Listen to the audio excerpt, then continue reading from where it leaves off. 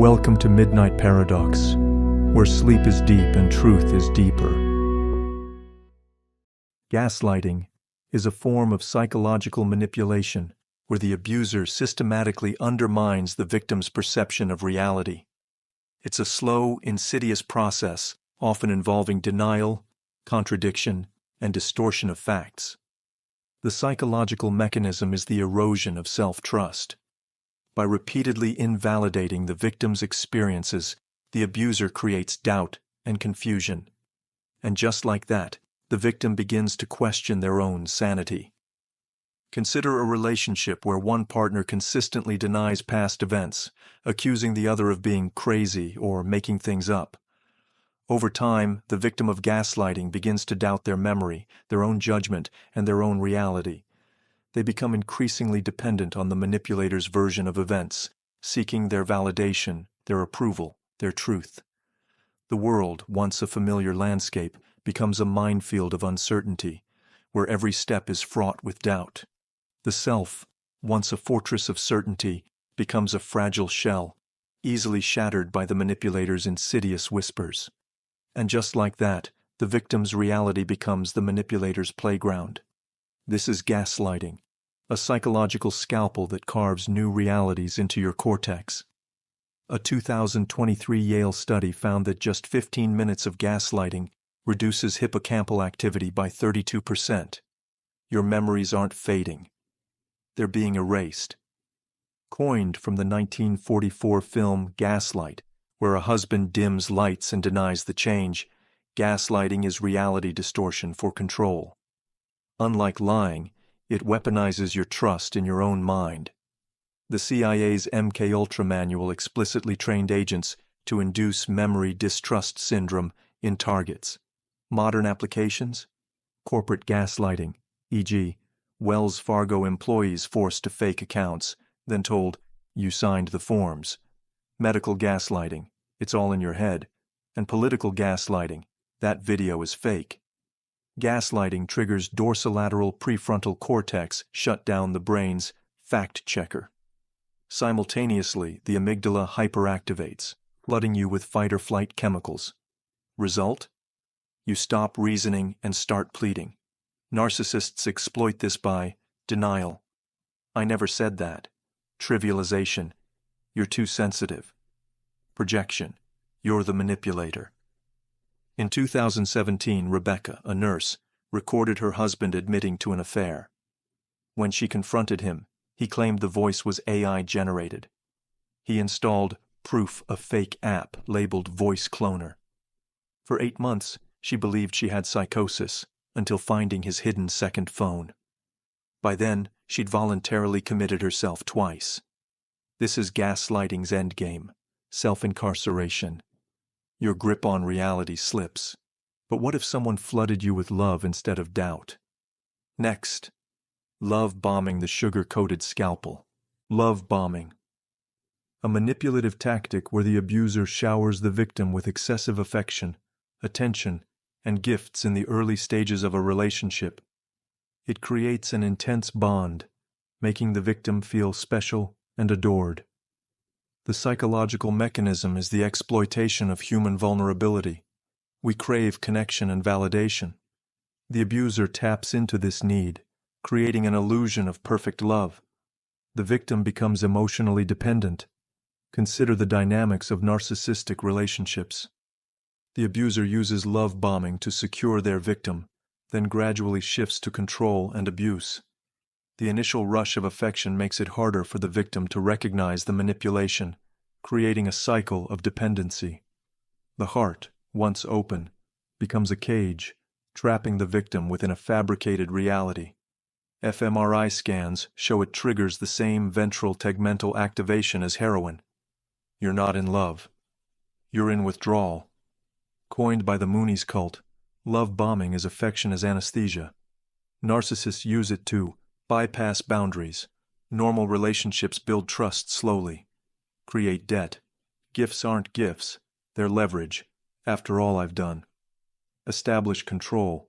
The higher the high, the harder the crash. Phase 1. Mirroring. They adopt your hobbies, trauma, and dreams. I've never met anyone like you. Phase 2. Future faking. Let's buy a cabin, though they're unemployed. Phase 3. Intermittent reinforcement. Random affection spikes dopamine 300% higher than consistent rewards.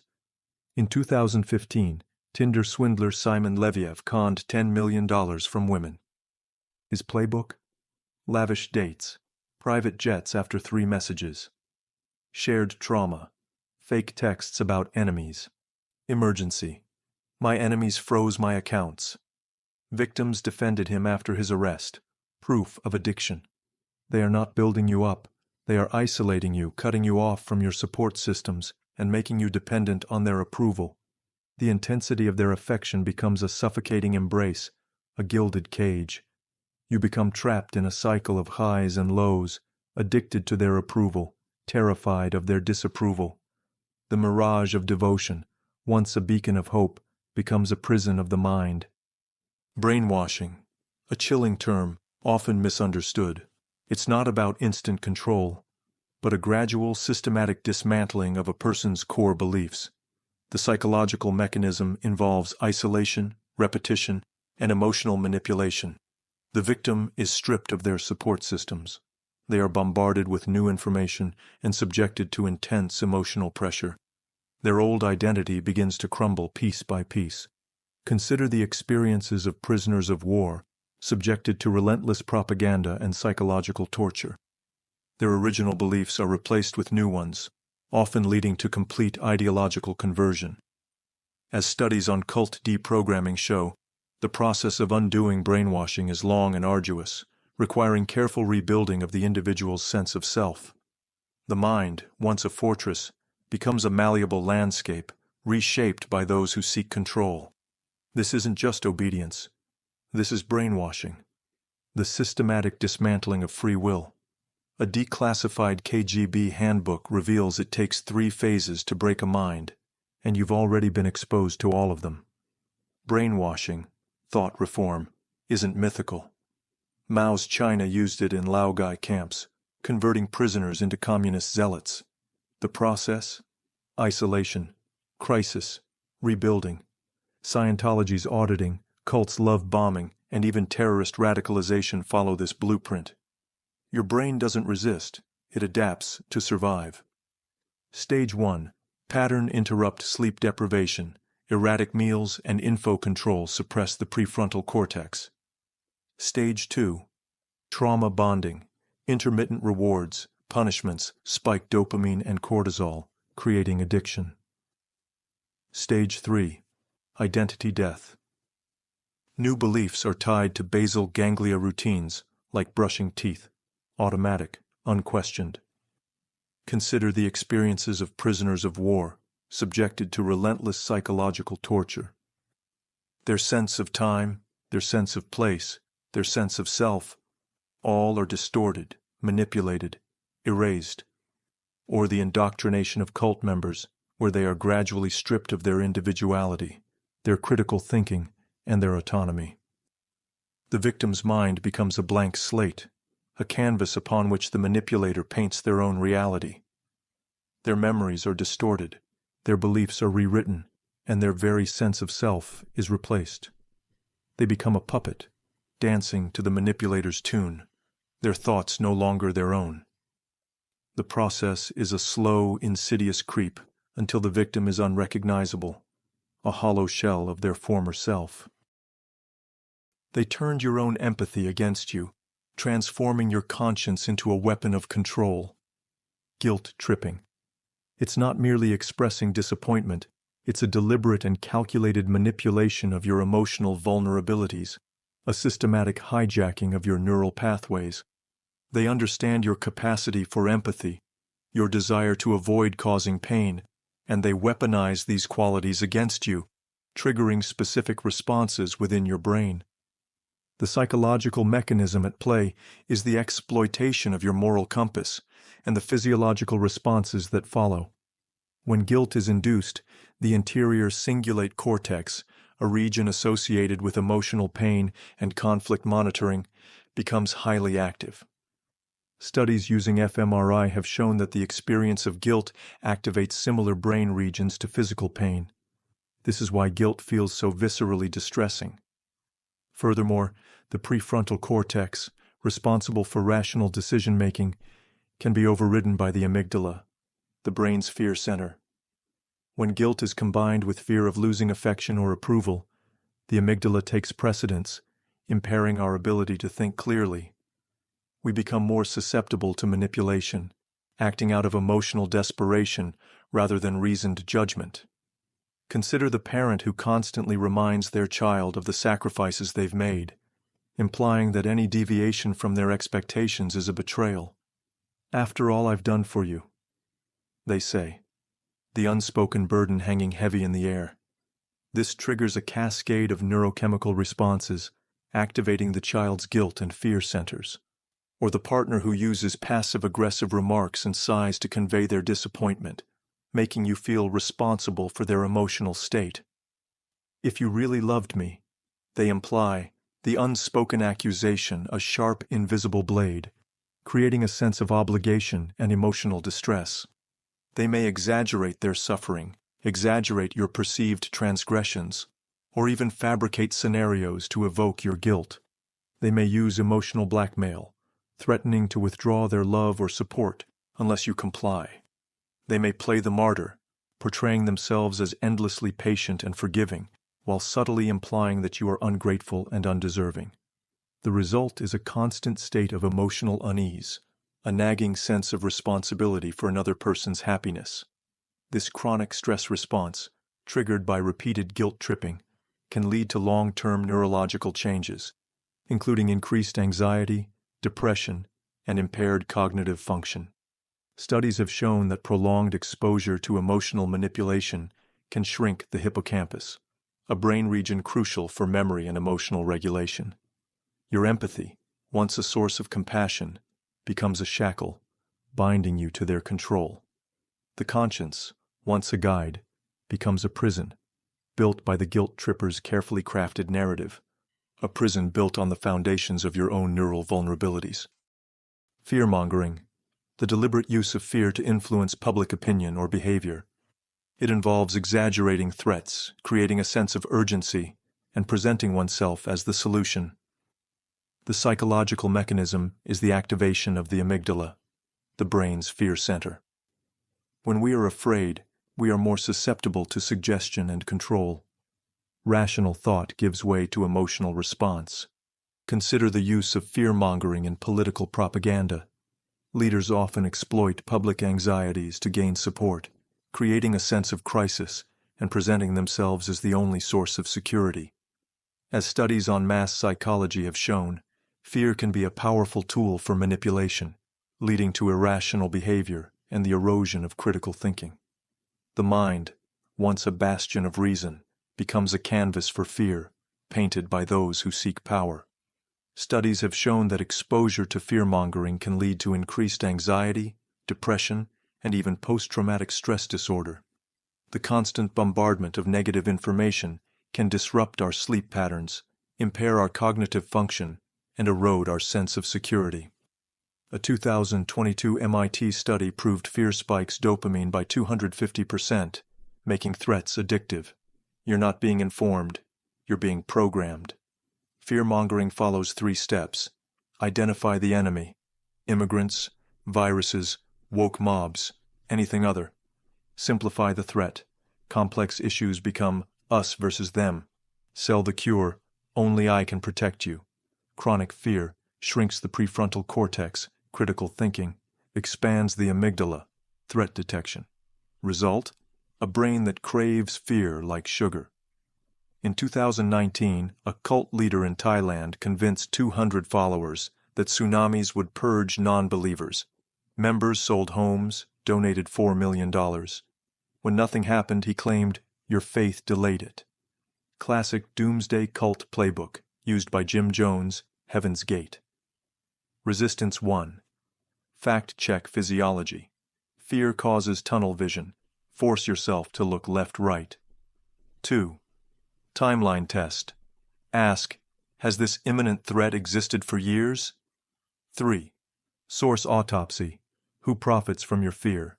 Pharma companies? Politicians? The result is a state of chronic anxiety, a constant feeling of unease that permeates every aspect of life. We become trapped in a cycle of fear, constantly seeking reassurance and protection from the perceived threats.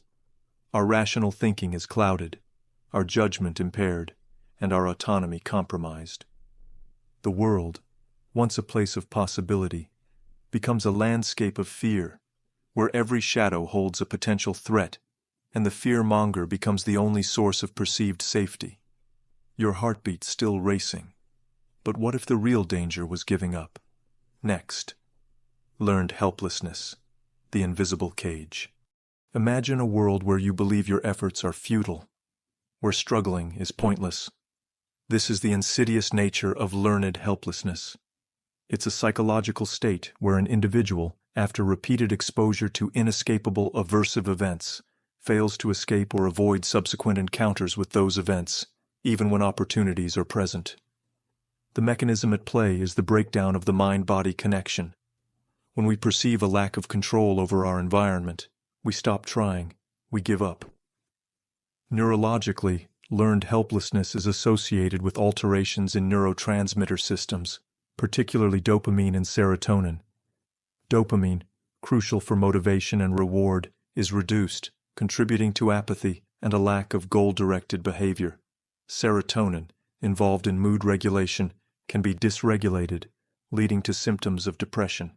Studies have shown that chronic stress, a key component of learned helplessness, can also impact the prefrontal cortex, impairing executive functions like decision-making and problem-solving.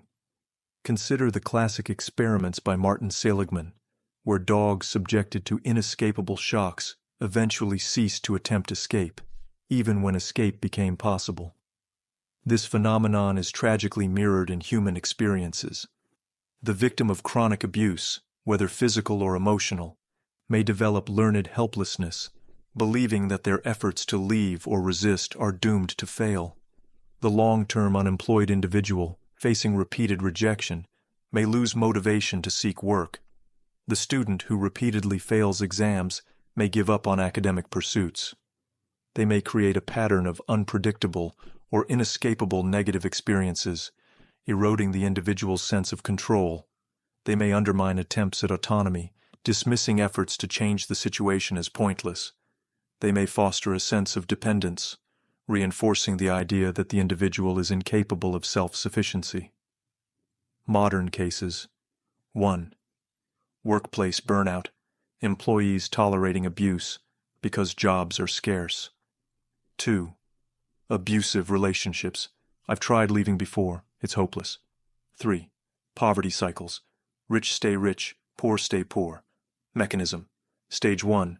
Random punishment, unpredictable cruelty, boss's mood swings. Stage 2. Self-blame, I deserve this. Stage 3. Cognitive surrender.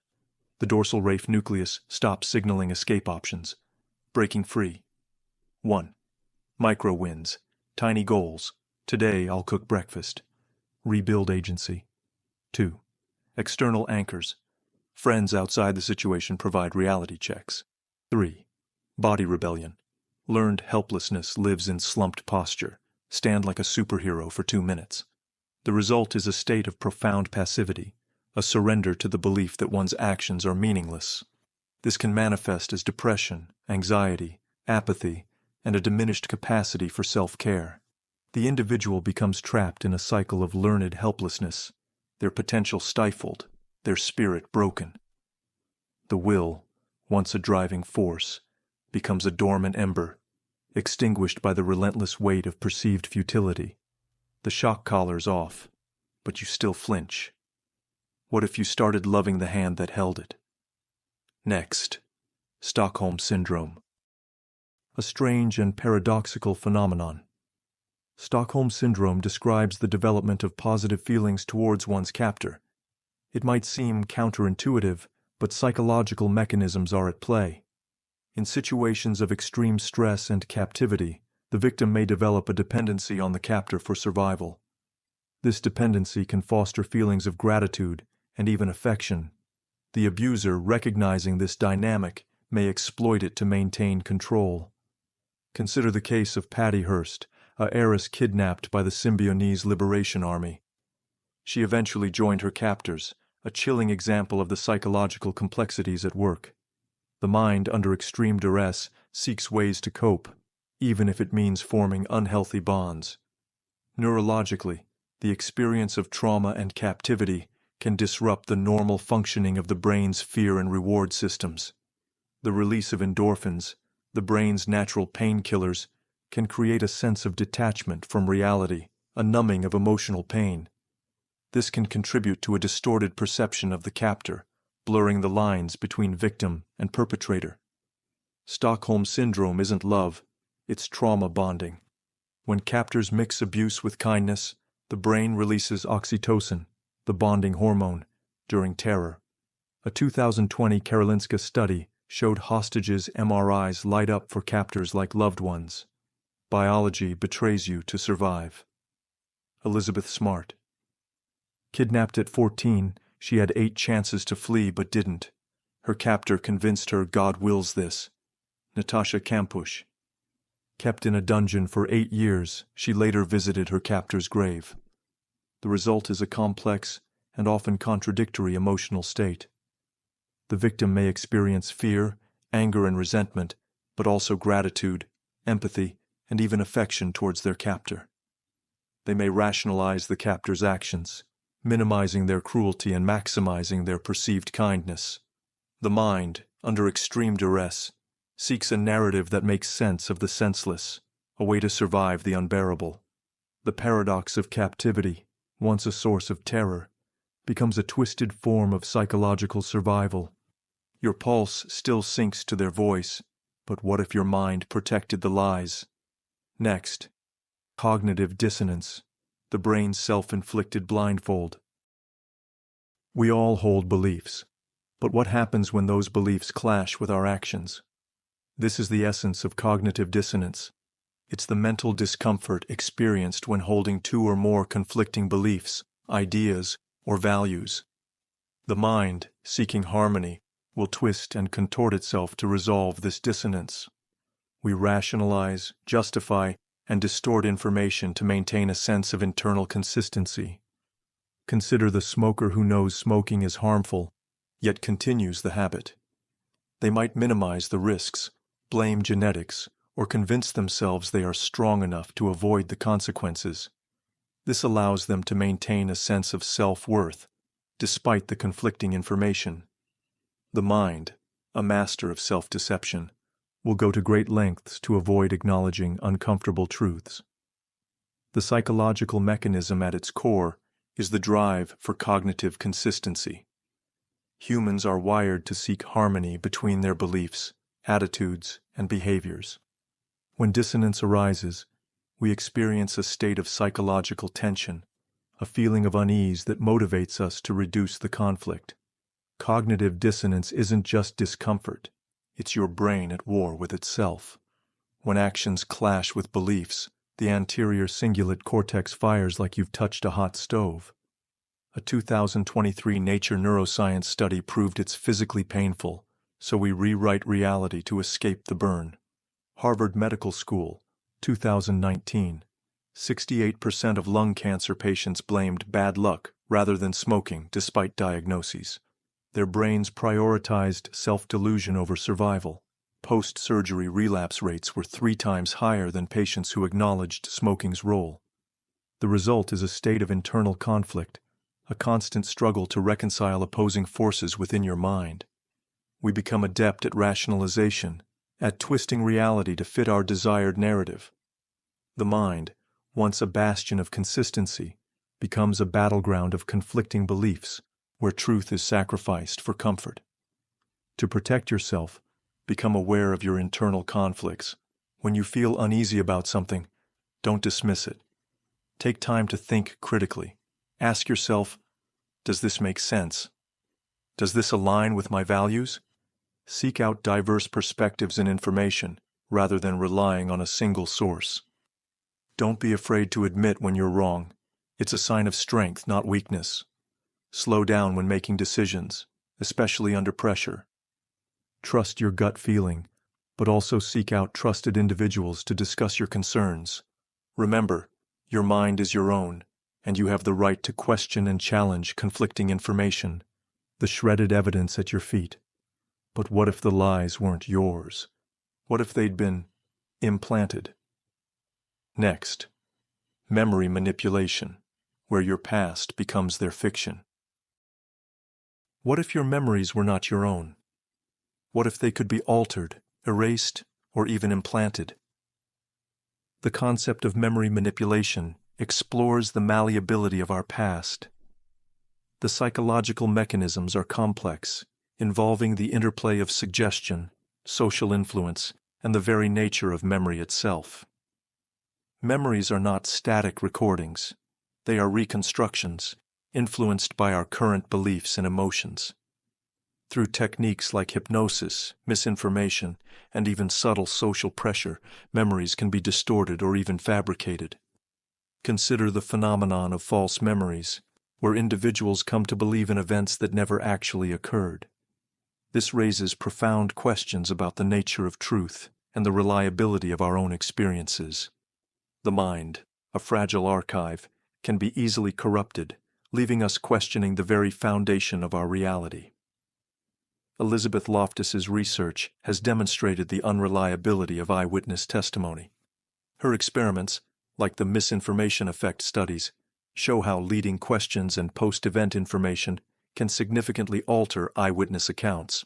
For example, participants who watched a video of a car accident were more likely to report seeing broken glass when asked how fast were the cars going when they smashed into each other, compared to hit each other. This has profound implications for legal proceedings, where eyewitness testimony is often crucial. 9/11 survivors who watched news replays later remembered seeing planes hit towers, even if they were in other states. Police insisting, "You identified him," makes witnesses 50% more likely to falsely confirm. The Ronald Cotton case. Jennifer Thompson swore under oath Cotton raped her. DNA later proved his innocence after 11 years in prison. Why? Cops showed her Cotton's photo first, fusing it with her real attacker's face. Nature Neuroscience 2022. Social media platforms can contribute to memory distortion through the constant exposure to curated narratives and filtered realities. The echo chamber effect, where individuals are primarily exposed to information that confirms their existing beliefs, can reinforce distorted memories and create a sense of collective amnesia. Research is emerging on the impact of social media algorithms on memory and perception, showing how personalized content can shape individuals' understanding of past events. Your childhood's a sandcastle, and someone's kicking it. Next, emotional blackmail, where love becomes a loaded gun. They held your feelings hostage, forcing your compliance. Emotional blackmail is a subtle yet devastating form of control. It involves using your deepest emotions, your fears, and your vulnerabilities as weapons. The psychological mechanism relies on creating a sense of guilt, obligation, or fear. The blackmailer threatens, directly or indirectly, to withdraw love, support, or approval unless you conform to their demands. Consider the parent who threatens to disown their child unless they follow a certain career path, or the partner who threatens self-harm to prevent a breakup. This manipulation creates a cycle of fear and dependency, where the victim's own emotions become their prison. If you leave, I'll kill myself.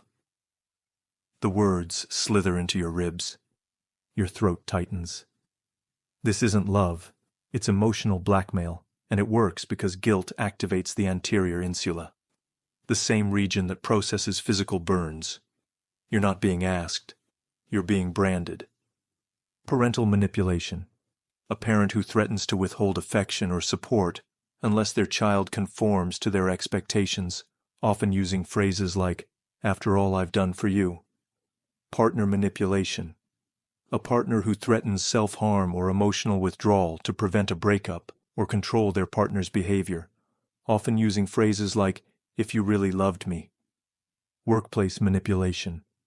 A colleague or supervisor who uses guilt or fear to coerce compliance, often using phrases like, "You're letting the team down," or, "If you don't do this, you'll regret it." Friendship manipulation.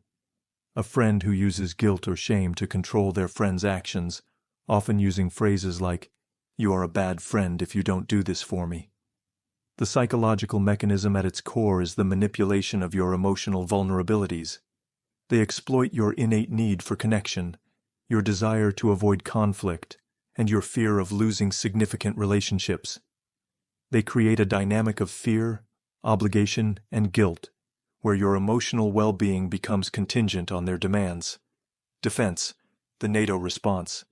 No apology, tears, or over-explaining. Example, "My decision is final." Shame.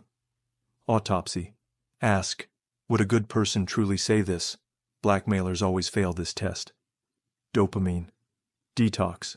48 hours. No contact resets guilt addiction. Amsterdam University 2020. Emotional blackmail is a form of psychological warfare, a calculated assault on your emotional autonomy. By recognizing its patterns and implementing effective defense strategies, you can reclaim your emotional freedom and break the cycle of control. Next, playing on insecurities, the art of psychological surgery. They found your cracks and widened them into chasms. Playing on insecurities is a calculated form of psychological attack. It involves identifying your deepest vulnerabilities and exploiting them for personal gain. The manipulator understands your fears, your doubts, and your self-perceived flaws. They use this knowledge to erode your self-esteem, making you more susceptible to their control. Consider the abuser who constantly criticizes their partner's appearance or intelligence, slowly chipping away at their confidence. Or the social manipulator who uses subtle digs and backhanded compliments to create a sense of inadequacy.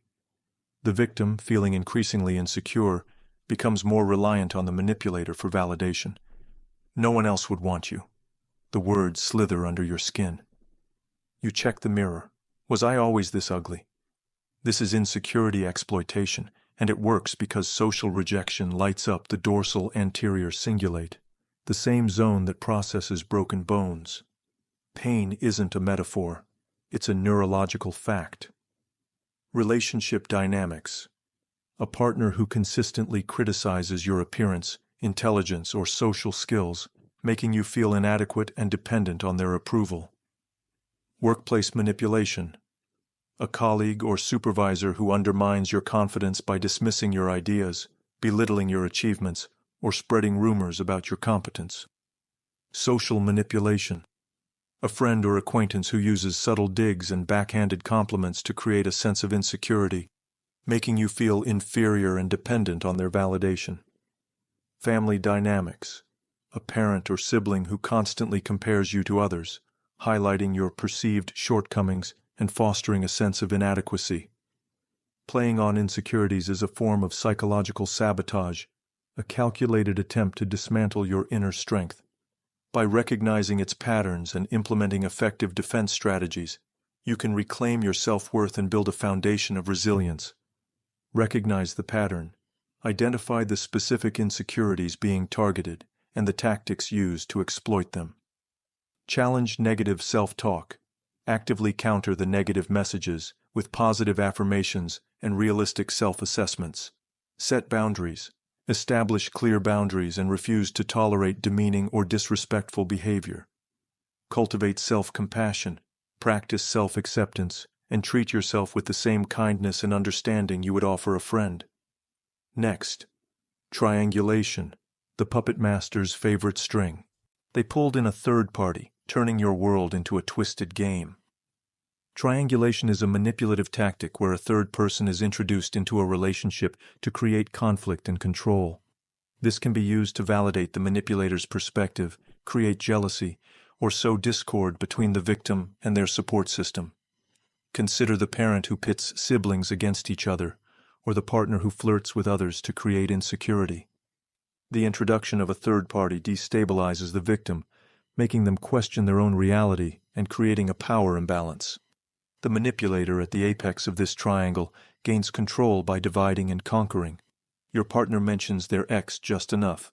Jess would never complain. Your stomach knots.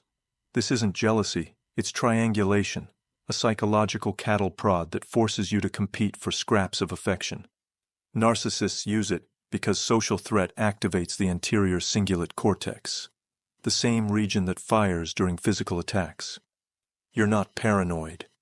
You're under siege. Family dynamics.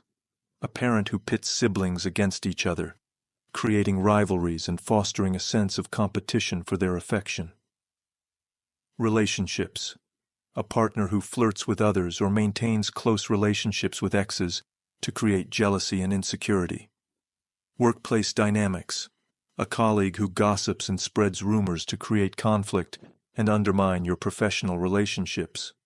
Social groups. A friend who introduces a new person into the group to create drama and destabilize existing relationships. The psychological mechanism at its core is the creation of a power imbalance. By introducing a third party, the manipulator disrupts the direct communication between you and another individual, creating a dynamic where they hold the controlling narrative. This can manifest as creating a sense of competition, jealousy, or insecurity, making you more dependent on their validation. Behavioral manifestations. Constant feelings of anxiety and confusion. A tendency to compare oneself to the third party. Increased jealousy and insecurity. A disruption of direct communication with the primary relationship. A heightened dependence on the manipulator for validation. Defense strategies. Recognize the pattern. Identify the introduction of a third party and the resulting shift in relationship dynamics. Maintain direct communication. Insist on direct communication with the primary relationship, refusing to engage in gossip or third-party narratives. Set boundaries. Establish clear boundaries and refuse to tolerate manipulative behavior. Refuse to participate. Do not engage in discussions about the third party or allow yourself to be drawn into their conflicts. Triangulation is a form of psychological warfare, a calculated attempt to disrupt your relationships and undermine your emotional stability. By recognizing its patterns and implementing effective defense strategies, you can reclaim your autonomy and protect your relationships from manipulation. Just when you thought you were free, they tried to suck you back in. Hoovering is a manipulative tactic used by abusers to draw their victims back into a relationship after a period of separation. It's a calculated attempt to regain control, often after a period of abuse or discard. The manipulator may use tactics like apologies, promises of change, or even feigned desperation. Consider the ex-partner who sends love letters after months of silence, or the abusive parent who suddenly becomes affectionate. The victim, still emotionally vulnerable, may be tempted to return, hoping for a change that will never come. The cycle of abuse begins anew, fueled by the manipulator's relentless attempts to reclaim their power. The psychological mechanism at its core is the manipulation of your emotional vulnerability. After a period of abuse or discard, the victim may experience feelings of loneliness, confusion, and lingering hope for reconciliation. The Hooverer capitalizes on these vulnerabilities, offering a reprieve from the pain they inflicted. Neurologically, the Hoovering attempt can trigger a release of dopamine and oxytocin, the brain's feel-good chemicals, reinforcing the emotional bond and making it difficult to resist the Hooverer's advances. This can lead to a cycle of abuse, where the victim is repeatedly drawn back into the relationship only to experience further abuse. Behavioral manifestations, a sense of confusion and emotional instability, a tendency to rationalize the Hooverer's behavior, a lingering hope for change or reconciliation, a difficulty in establishing healthy boundaries, a return to the cycle of abuse. Defense strategies. Recognize the pattern. Identify the Hoovering attempt and the tactics being used to lure you back. Establish no contact. If possible, cut off all communication with the Hooverer. Set firm boundaries. If contact is unavoidable, establish clear boundaries and refuse to engage in emotional manipulation. Hoovering is a calculated attempt to reclaim control, a manipulation designed to perpetuate the cycle of abuse. By recognizing its patterns and implementing effective defense strategies, you can break free from the Hooverer's grasp and reclaim your emotional autonomy. The vacuum's whine fades. But what if your whole town turned against you? Next, public shaming, the gallows of the digital age. They laid bare your vulnerabilities before the eyes of the crowd. Public shaming, a tool as old as civilization, is the calculated act of exposing an individual's perceived flaws or transgressions to a wider audience. The psychological mechanism lies in the profound human fear of social ostracization. The threat of being cast out, of losing one's place within the community, can be a powerful motivator or a devastating weapon. Consider the modern phenomenon of online shaming, where a single misstep can be amplified and broadcast to millions. The weight of public judgment, often fueled by anonymity and the echo chamber effect, can lead to profound emotional distress and even social isolation. The individual, once a member of the collective, becomes a pariah, their reputation irrevocably tarnished. A tweet goes viral. "This is the monster who..." Your face burns. This isn't justice, it's public shaming, and it hurts more than a punch, because social pain activates the secondary somatosensory cortex. Your brain processes it as physical assault. You're not being held accountable, you're being eaten. Neurologically, public shaming activates brain regions associated with physical pain and social rejection, such as the anterior cingulate cortex and the insula. This can lead to a heightened state of emotional distress, impacting cognitive function, sleep patterns, and overall well-being. John Ronson's "So You've Been Publicly Shamed" cases. Justine Sacco's AIDS joke tweet led to death threats before her plane landed. Shame victims show PTSD symptoms at 3 times the rate of combat veterans' online shaming. The rapid dissemination of embarrassing or incriminating information on social media, leading to widespread public humiliation and social ostracization. Cancel culture, the public condemnation and boycott of individuals or organizations based on perceived transgressions, often without due process or consideration of context. Political shaming, the use of public humiliation and ridicule to discredit political opponents or silence dissenting voices.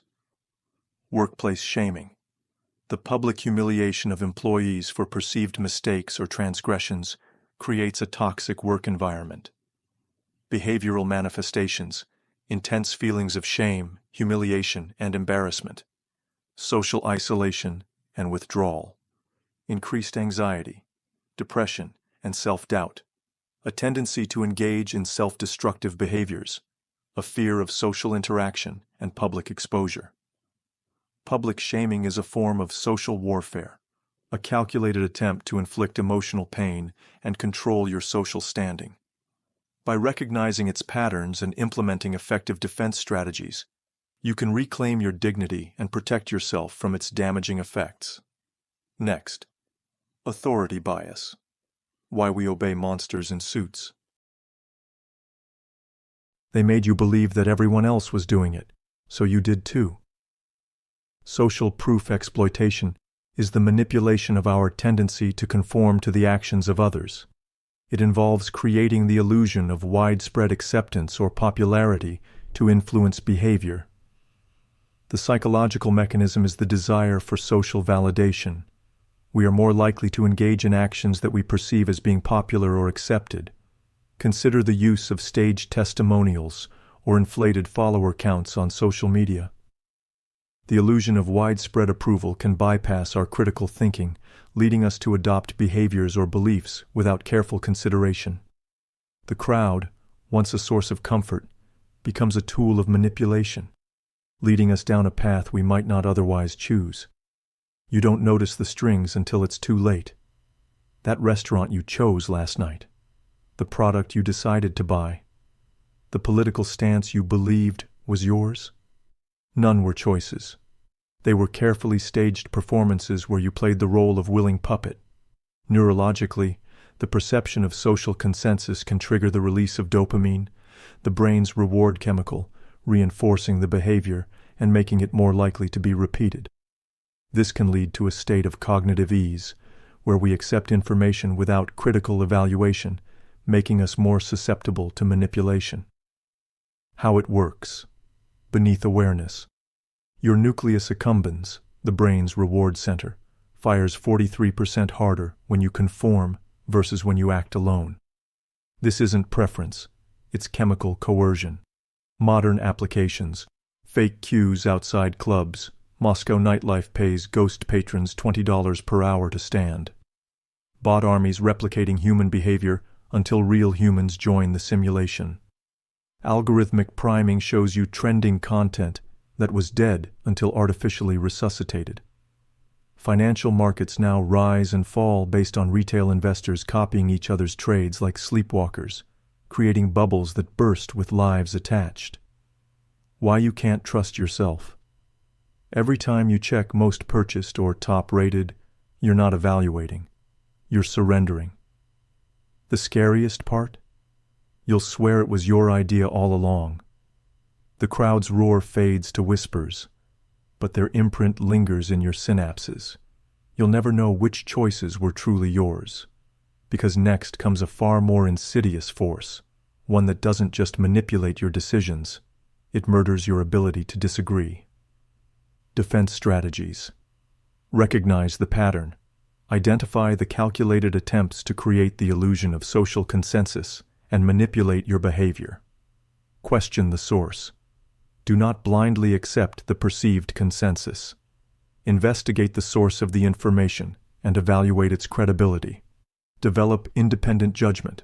Cultivate your critical thinking skills and rely on your own judgment rather than blindly following the crowd. Social proof exploitation is a powerful tool of manipulation, a calculated attempt to exploit your innate desire to conform. By recognizing its patterns and implementing effective defense strategies, you can reclaim your autonomy and protect yourself from its damaging effects. They silenced dissenting voices, forging a single unquestioned truth. Groupthink induction is the process of fostering a collective mindset that prioritizes conformity over critical thinking. The psychological mechanism is the desire for harmony and the avoidance of conflict. Dissenting opinions are suppressed, and the illusion of unanimity is created. Consider the dynamics of cults or political movements where questioning the leader or the group's ideology is met with hostility. This stifles individual thought and creates a climate where irrational decisions are made without challenge. The group, once a source of support, becomes a prison, trapping the mind within its narrow confines. Neurologically, groupthink can lead to a reduction in activity in the prefrontal cortex, the brain region responsible for critical thinking and rational analysis. The amygdala, the brain's fear center, becomes more active, reinforcing the fear of social rejection and the desire to conform. There's a reason cults, corporations, and governments use the same tactics. The human mind breaks predictably under social pressure. When groupthink takes hold, dissent isn't just discouraged, it becomes literally unthinkable. MRI scans show the dorsolateral prefrontal cortex, your critical thinking center, goes dark when surrounded by unanimous agreement. You're not choosing silence, your brain is physically preventing you from speaking. Real-world manifestations, corporate brainstorming sessions where 90% of ideas come from two people, while others nod, jury rooms where one dominant personality writes the verdict for 11 others. Social media mobs that attack outliers with identical phrasing, as if possessed cults. Leaders who demand unquestioning obedience and suppress dissenting opinions, creating a closed system of belief. Political movements, groups that demonize opposing viewpoints and enforce ideological purity, creating an echo chamber of like-minded individuals. Corporate environments, teams that prioritize harmony and avoid conflict, leading to poor decision-making and a lack of innovation. By the end, they weren't lying, they genuinely believed. That's groupthink's final stage, self-erasure. The ultimate betrayal. Your own mind will gaslight you to preserve tribal belonging. The smarter you are, the more elaborate your self-deceptions become. The last dissenting voice chokes into silence. Now the real horror begins, when they don't just control what you do, but who you are. Because identity is the final frontier of manipulation, and yours is already being erased. Groupthink induction is a powerful tool of manipulation, a calculated attempt to create a collective blindness that serves the manipulator's agenda. By recognizing its patterns and implementing effective defense strategies, you can protect yourself and your group from its damaging effects. Next, cultivating false identity.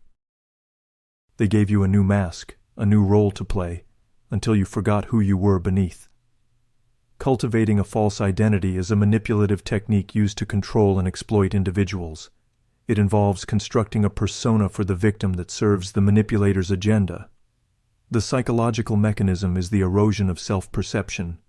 Through repeated reinforcement and manipulation, the victim begins to identify with this fabricated identity, losing touch with their authentic self. Consider the dynamics within cults, where members are assigned roles and identities that serve the group's leader. This can lead to a complete detachment from their former lives, leaving them dependent on the group for validation and purpose. The self, once a unique expression, becomes a puppet, dancing to the manipulator's tune. Identity death isn't metaphorical. It's a clinical process as measurable as cancer metastasis. The tools are simple: isolation, exhaustion, and language that overwrites the self. The psychological mechanism at its core is the erosion of authentic self-perception and the replacement with a fabricated persona. This is achieved through a combination of techniques, including role assignment. The manipulator assigns specific roles and identities to the victim, often based on their perceived strengths or weaknesses. Reinforcement. The manipulator reinforces the false identity through praise, validation, and rewards, creating a sense of dependence on their approval. Isolation. The victim is isolated from their support systems, making them more reliant on the manipulator's validation and less likely to question the fabricated identity. Cognitive dissonance. The victim experiences internal conflict between their authentic self and the fabricated persona, leading to a gradual shift in self-perception. Neurologically, this manipulation can lead to a disruption of the brain's default mode network, which is involved in self-referential processing. The victim's neural pathways become rewired to align with the fabricated identity, leading to a diminished sense of autonomy and authenticity. Tech company culture camps, where employees are stripped of personal devices and retrained to speak in corporate memes.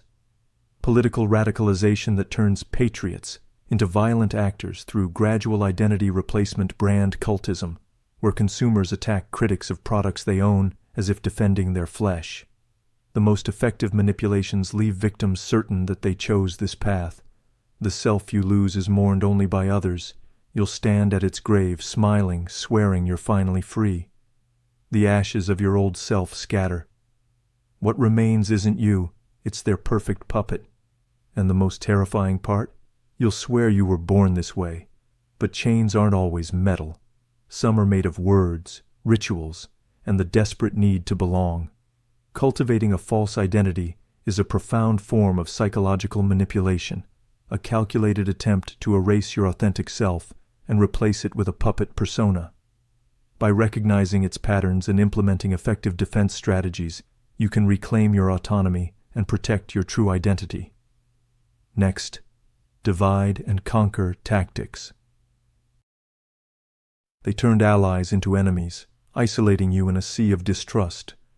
Divide and conquer tactics, a strategy as ancient as warfare, are used to manipulate and control groups or individuals.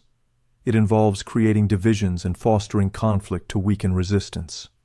The psychological mechanism is the exploitation of human vulnerabilities, such as insecurity and the desire for belonging. Consider the dynamics within dysfunctional families or workplaces, where a manipulator might spread rumors or create rivalries to maintain control. The victims, caught in a web of distrust, become isolated and vulnerable. The bonds of unity, once a source of strength, become the ropes that bind them. Close your eyes. Imagine your closest friend suddenly pulls away, whispering that your other friends don't trust you. They insist they're the only one who truly cares. Meanwhile, across town, those same friends hear the same story. about you. Whispers turn to suspicion, and the one who planted the seed, they watch, satisfied, as the group splinters. This is divide and conquer, a tactic as old as empires, now hiding in plain sight. In workplaces, families, even governments, it's the invisible hand that turns allies into enemies. Definition: a 2021 Journal of Social Psychology study defines divide and conquer as a strategy to gain power by fostering distrust within a group, weakening collective resistance. It exploits a hardwired flaw in human psychology. Our amygdala, the brain's alarm system, triggers faster for social threats than physical ones. Mechanism: here's how your brain gets hijacked. The wedge: a manipulator isolates you with us versus them narratives. Doubt flooding: they bombard you with micro-doubts, overloading your prefrontal cortex, the logic center. Rewiring loyalty: a science advances study found it takes just 3 negative comments to shift someone's perception of a friend. Neurologically, this manipulation can trigger a state of heightened anxiety and suspicion. The constant shifting of alliances and the conflicting narratives can overload the prefrontal cortex, impairing rational decision-making and increasing emotional vulnerability. This can lead to a state of chronic stress, impacting sleep, mood, and cognitive function. Why it works: dopamine drop. Uncertainty triggers a cortisol spike, making you crave resolution. The manipulator offers it by vilifying others. Social pain: fMRI scans show exclusion activates the same brain regions as physical pain. Countermeasures: name the game. When someone says, "Everyone thinks X," reply, "Who's everyone? Let's talk to them together." Divide and conquer tactics are a calculated attempt to weaken your resistance and maintain control. By recognizing its patterns and implementing effective defense strategies, you can reclaim your unity and protect yourself from its damaging effects. Let this truth dissolve. As the fractures they created blur and fade, feel the weight of their words lifting like ink in water, swirling away as we drift to the next truth. Scapegoating, where they hand you the knife and tell you it's for your own protection. They place the blame on you, making you carry the weight of their sins. Scapegoating is the act of assigning blame to an individual or group for the actions or failures of others. The psychological mechanism is the human need for a target for frustration and anger. By projecting their own shortcomings onto another, the manipulator avoids responsibility and maintains a sense of superiority. Consider the dynamics within abusive relationships or political movements, where an individual or group is singled out and blamed for all problems. The scapegoat becomes a vessel for the manipulator's negativity, bearing the weight of their transgressions. The innocent, once a member of the community, becomes a pariah, bearing the weight of another's guilt. This is scapegoating, the ancient art of blame shifting, weaponized to silence dissent and bury guilt. Tonight, we pull back the curtain on how it manipulates minds and how to break free. Core explanation: a 2020 Journal of Experimental Psychology study defines scapegoating as the targeted attribution of collective failures to an individual or subgroup, absolving the majority of accountability. It hijacks a primal instinct. Our brain's dorsal anterior cingulate cortex, DACC, fires stronger when observing unfairness than experiencing it, making bystanders complicit. Mechanism: here's how your brain gets trapped. The diversion: a leader labels someone the problem to redirect attention from systemic flaws. Sales are down because of lazy remote workers. Moral disengagement: studies show that groups given a scapegoat exhibit 40% less guilt over unethical decisions. Echo chamber effect: once vilified, every action the target takes is reinterpreted as proof. Even their apologies seem manipulative. Why it works: cortisol surge. Being blamed triggers a fight-or-flight response, clouding rational rebuttals. Social proof: a Nature human behavior study found it takes just 2 people agreeing on a scapegoat for others to join, even with no evidence. Countermeasures. Flip the script. When they say, "This is your fault," respond, "Let's list all the factors involved," starting with systemic ones. Pro tip: document interactions. Scapegoating relies on rewritten history. Nazi propaganda pinned Germany's post-World War I economic collapse on Jewish citizens, using caricatures to dehumanize them. The result was catastrophic conformity. Analogy: like a magician's misdirection, scapegoating dazzles you with a pointed finger so you never notice the hand stealing your wallet. Scapegoating is a form of psychological violence, a calculated attempt to deflect responsibility and inflict emotional pain.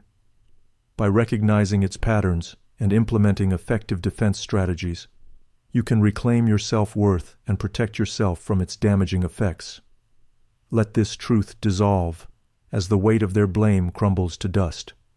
Feel the labels they glued to your skin loosen, floating away, as we drift to the final illusion, the illusion of choice, where they hand you a menu and whisper, "You're free to pick," while every dish tastes the same. They presented you with options, but the path was always predetermined. The illusion of choice is a subtle yet powerful form of manipulation. It involves presenting individuals with a range of options, while subtly steering them towards a desired outcome. The psychological mechanism is the human desire for autonomy. By believing they are making their own decisions, individuals are more likely to comply with the manipulator's agenda. Consider the marketing strategies used by corporations, where consumers are presented with a variety of products, but the underlying narrative promotes a specific brand. The individual, believing they are exercising free will, becomes a pawn in a larger game. The choice, once a symbol of freedom, becomes a carefully constructed cage. Close your eyes. Imagine you're handed a velvet box. Inside are a dozen keys, each gleaming with promise. "Pick any," a voice murmurs. But when you try them, one by one, none turn the lock. The voice chuckles. Strange, they work for everyone else. You panic, jiggling each key harder, blind to the truth. The lock was never real. The choice was the cage. This is the illusion of choice, a psychological sleight of hand that tricks you into believing you're in control, while your options lead to the same predetermined end. Tonight, we expose its invisible strings. A 2018 cognitive science study defines it as the deliberate structuring of options to create a false sense of autonomy, increasing compliance. It exploits the orbitofrontal cortex, which lights up when making any decision, even meaningless ones, fooling us into feeling agency. Marketing and advertising, presenting consumers with a range of products or services while subtly promoting a specific brand or option. Political campaigns, framing policy choices in ways that favor a particular candidate or ideology while downplaying alternatives. Negotiations, setting the terms of the negotiation to limit the other party's options and steer them towards a desired outcome. Social media algorithms, curating content feeds to present users with a limited range of information and perspectives. 3 subtle signs. It's up to you. Options are variations of the same outcome. Pay in full now or in 6 installments with 20% interest. False scarcity, only 3 left, implies demand, hiding artificial limits. Why it works. Dopamine illusion. Choosing triggers reward pathways, even when irrelevant. Cognitive load. A psychological science study showed decisions with greater than or equal to 5 options reduce critical thinking by 60%. Like a puppet show where the strings are hidden, the illusion of choice lets you pick which hand waves, while the puppeteer decides the dance. Defense strategies. Recognize the pattern, identify the calculated attempts to limit your options and steer your decisions. Expand your awareness. Actively seek out alternative options and perspectives. Question the framing. Critically evaluate how information is presented and consider different perspectives. Resist default options. Do not passively accept default choices. Actively explore all available options. Let this truth dissolve as the keys in your hand melt into smoke. Watch the lock vanish, the cage evaporate, as we return to the surface, where the air is clear, and the choices, real choices, are yours alone. Next, mirroring and matching. They became your reflection, a subtle echo of your own being. Mirroring and matching is a technique used to build rapport and influence others by subtly mimicking their behavior, speech patterns, and even emotional states. The psychological mechanism lies in our innate tendency to trust and connect with those who seem similar to us. By mirroring, the manipulator creates a sense of familiarity and understanding, making the victim more receptive to their influence. The psychological mechanism at its core is the enhancement of perceived similarity. Humans are more likely to like, trust, and comply with individuals they perceive as being similar to themselves. Mirroring and matching exploit this tendency by subtly mimicking various aspects of your behavior, including body language, posture, gestures, facial expressions, speech patterns, tone, rhythm, vocabulary, and even accent. Emotional states, expressing similar emotions and empathizing with your feelings, beliefs and values, agreeing with your opinions and sharing similar values. Neurologically, mirroring and matching can activate mirror neurons in the brain, which are associated with empathy and social cognition. This can create a sense of connection and rapport, making you feel understood and validated. However, this can also make you more susceptible to influence and manipulation. Consider the salesperson who adopts the client's body language or speech patterns to establish a connection, or the social manipulator who mirrors the victim's emotional state to gain their trust. The reflection, once a neutral image, becomes a tool of manipulation, blurring the lines between authenticity and artifice. A study in neuroscience reveals it takes only 17 seconds of mirrored behavior for your trust chemicals to rise by 26%. Salesmen know this, cult leaders know this. That colleague who always seems to agree, they might know it too. Watch for the signs.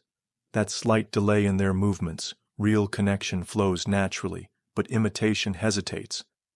Here's the truth they don't want you to see. Every mirrored gesture is a hook. Every matched breath is a leash, like a puppeteer studying your natural rhythm before taking hold of the strings. Defense strategies. Recognize the pattern. Identify the subtle mimicry of your behavior and the attempts to establish an artificial sense of similarity. Observe inconsistencies. Pay attention to any inconsistencies between the manipulator's behavior and their words or actions. Maintain self-awareness. Be mindful of your own behavior and emotional responses to avoid being overly influenced by the manipulator. Try this. Next time you feel that instant connection, break the pattern. Scratch your nose unexpectedly. Change your sitting position.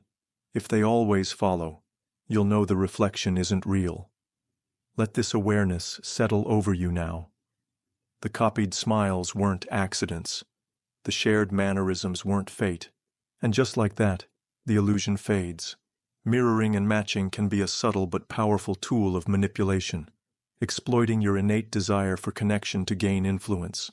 By developing awareness and implementing effective defense strategies, you can protect yourself from its deceptive embrace and maintain your autonomy. They guided your thoughts, leading you down a path you didn't realize you were on. Pacing and leading is a technique used to establish rapport and then subtly influence another person's thoughts and actions. It involves first pacing, or mirroring, the individual's current state and then gradually leading them towards a desired outcome. The psychological mechanism is the creation of a sense of trust and agreement. By initially aligning with the victim's perspective, the manipulator gains their confidence and then subtly shifts their focus. Consider the therapist who uses pacing and leading to guide a patient through a difficult emotional experience, or the political leader who uses this technique to sway public opinion. The guide, once a trusted companion, becomes a puppeteer, pulling the strings of the victim's mind. Pacing and leading, first they walk beside you, then they walk for you. A 2019 study found that after just 3 minutes of matched conversation, 83% of people will follow suggestions without question. Your basal ganglia, the brain's habit center, converts their lead into your instinct. Neurologically, pacing and leading can create a state of increased attention and focus, making the listener more receptive to the speaker's message. It can also trigger the release of neurotransmitters associated with social bonding and trust, further enhancing the speaker's influence. Listen for the clues. We're both so tired of this. Pacing your frustration.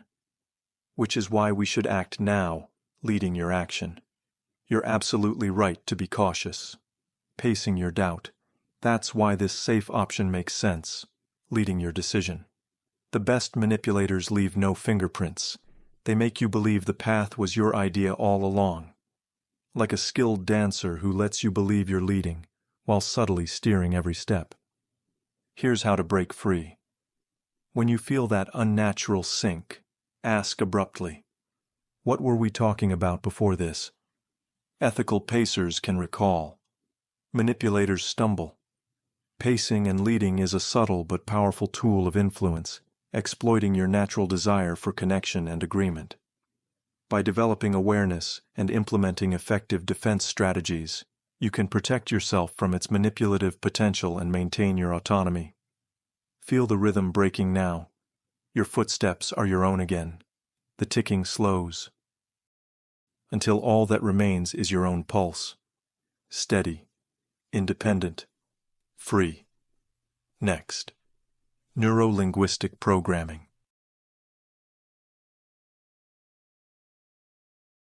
They spoke the language of your mind, weaving words into a tapestry of control. Neuro-linguistic programming, or NLP, is a set of techniques used to influence and persuade others by understanding and manipulating their thought patterns and communication styles. The psychological mechanism involves identifying and utilizing the victim's preferred sensory modalities and language patterns. Consider the use of hypnotic language patterns or visual anchoring to create desired emotional responses, or the use of reframing techniques to alter the victim's perception of reality. The language, once a tool of communication, becomes a weapon of manipulation, reshaping the victim's inner world. Neuro-linguistic programming is the scalpel of persuasion. Stanford researchers found these techniques make suggestions 47% more effective by bypassing critical thought. Embedded commands hide in plain sight. You'll want to decide quickly. Plants urgency. When you're happier after buying. Assumes compliance. The patterns reveal themselves. Imagine how good you'll feel when. Future pacing. Most of our clients don't hesitate. False consensus. What color is your true desire? Pattern interrupt to create mental openings. Like a computer programmer writing code directly into your neural circuitry, these phrases run in the background of your mind.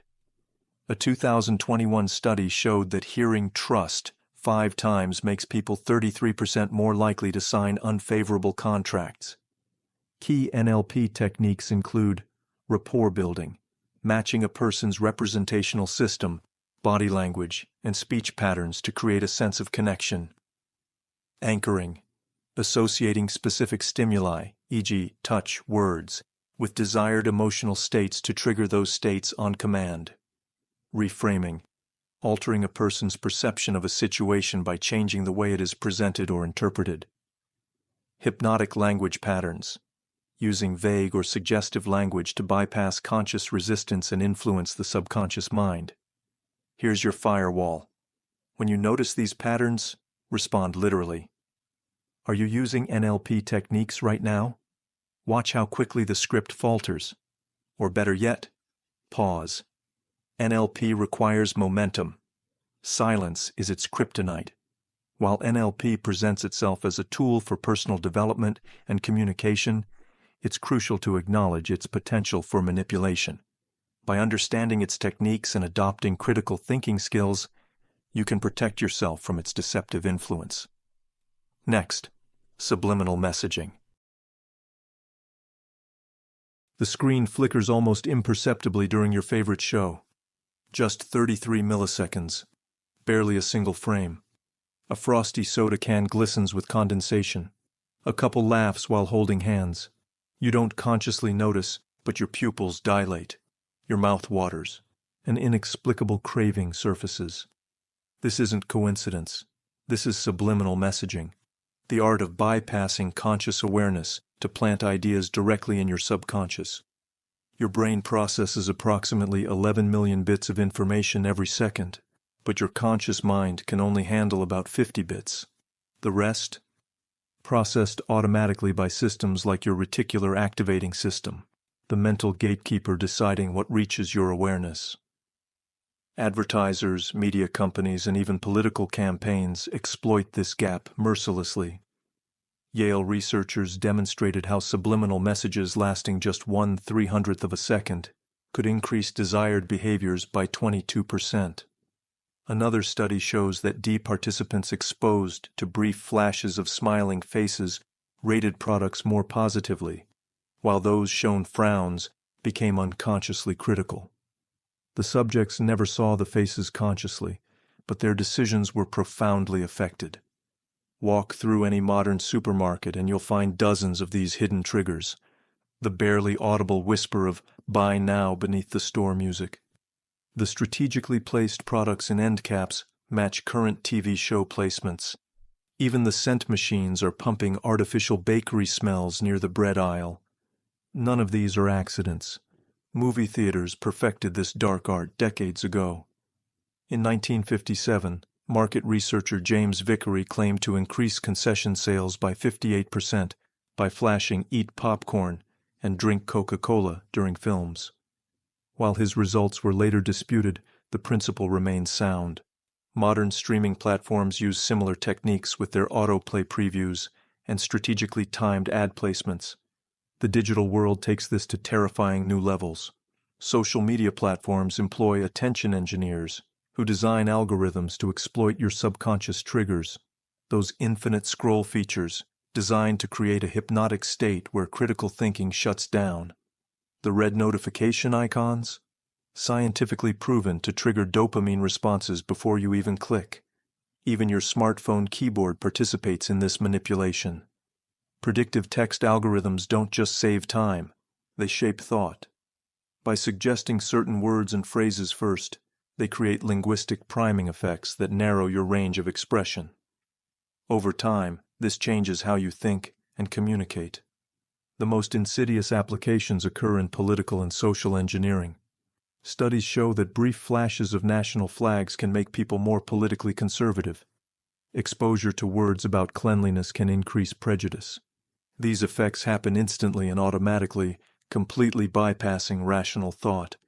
Spotting these manipulations requires developing what psychologists call metacognition, thinking about your own thinking. When you feel sudden, unexplained cravings or mood shifts, pause. Ask yourself what environmental triggers might be at play. That urgent need for a sugary drink. Is it thirst? Or did you just pass a strategically placed vending machine? The defense lies in creating friction. When impulses strike, impose a mandatory 10-minute waiting period. Keep your phone in grayscale mode to reduce dopamine triggers. Use ad blockers and tracking protection online. Most importantly, cultivate awareness of how your environment might be shaping your desires before you're even conscious of them. Your mind is constantly being bombarded with these hidden messages. The average consumer encounters between 4,000 to 10,000 ads daily. Billboards, product placements, branded content, all carefully designed to slip beneath your conscious radar. Even public spaces are now weaponized with ambient advertising. Defense strategies and critical thinking. Maintain skepticism. Approach claims about the effectiveness of subliminal messaging with a critical eye. Focus on conscious awareness. Pay attention to your own thoughts, feelings, and behaviors, and question any unexplained influences. Be aware of contextual influences. Recognize that many factors can influence your behavior, and don't attribute everything to subliminal messages. Promote media literacy. Educate yourself and others about media manipulation techniques, including the potential use of subliminal messaging. The key realization: you're not paranoid for suspecting hidden influences. You're observant. These manipulations are very real, very deliberate, and increasingly sophisticated. But with knowledge comes power. the power to notice, to question, and ultimately to choose what truly belongs to you versus what's been implanted without your consent. Next, priming effects. Soft classical music drifts through the department store as you browse. Without realizing it, your posture straightens. Your movements become more deliberate. That $200 bottle of cologne suddenly seems reasonable. This isn't sophistication, it's priming in action, where subtle environmental cues reshape your decisions before you're aware you're making them. Priming works because your brain is fundamentally a pattern recognition machine. It's constantly making connections, even when none logically exist. The famous old age experiment demonstrated this perfectly. Participants who unscrambled sentences containing words like Florida, bingo, and wrinkled walked significantly slower when leaving the lab. Their minds had been primed to feel older, and their bodies complied automatically. Retail environments are meticulously designed around these principles. High-end stores use marble floors and chandeliers to prime feelings of luxury. Discount retailers use concrete floors and warehouse lighting to prime bargain-hunting behavior. Even something as simple as changing a font can dramatically affect perception. Elegant cursive makes prices seem more reasonable, while bold block letters trigger scrutiny. The food industry has turned priming into a science. Studies show that describing menu items with evocative language increases sales by 27% compared to basic labels. Wine descriptions containing words like velvety and complex actually change how people experience the taste, as confirmed by brain scans showing enhanced pleasure center activation. Political operatives have mastered these techniques. Repeating simple phrases, "Make America Great Again," "Yes, we can," creates familiarity that bypasses critical analysis. Color choices matter too. Blue backgrounds prime trust, red primes urgency. Even politician wardrobes are carefully selected, with studies showing that red ties increase perceived authority, while blue ones enhance approachability. The workplace is rife with priming effects. A Harvard study found that exposing people to words related to money made them more self-sufficient, but less helpful to others. Another study showed that simply placing a briefcase on a table made negotiators more competitive. These effects occur completely outside conscious awareness, yet dramatically alter behavior. Perhaps most disturbingly, priming shapes our social perceptions. Judges exposed to words about forgiveness give lighter sentences. Teachers primed with words about intelligence grade papers more favorably. The advertising world takes this further by creating conceptual priming. Apple doesn't just sell computers, it primes ideas of creativity and nonconformity. Nike primes feelings of athletic achievement.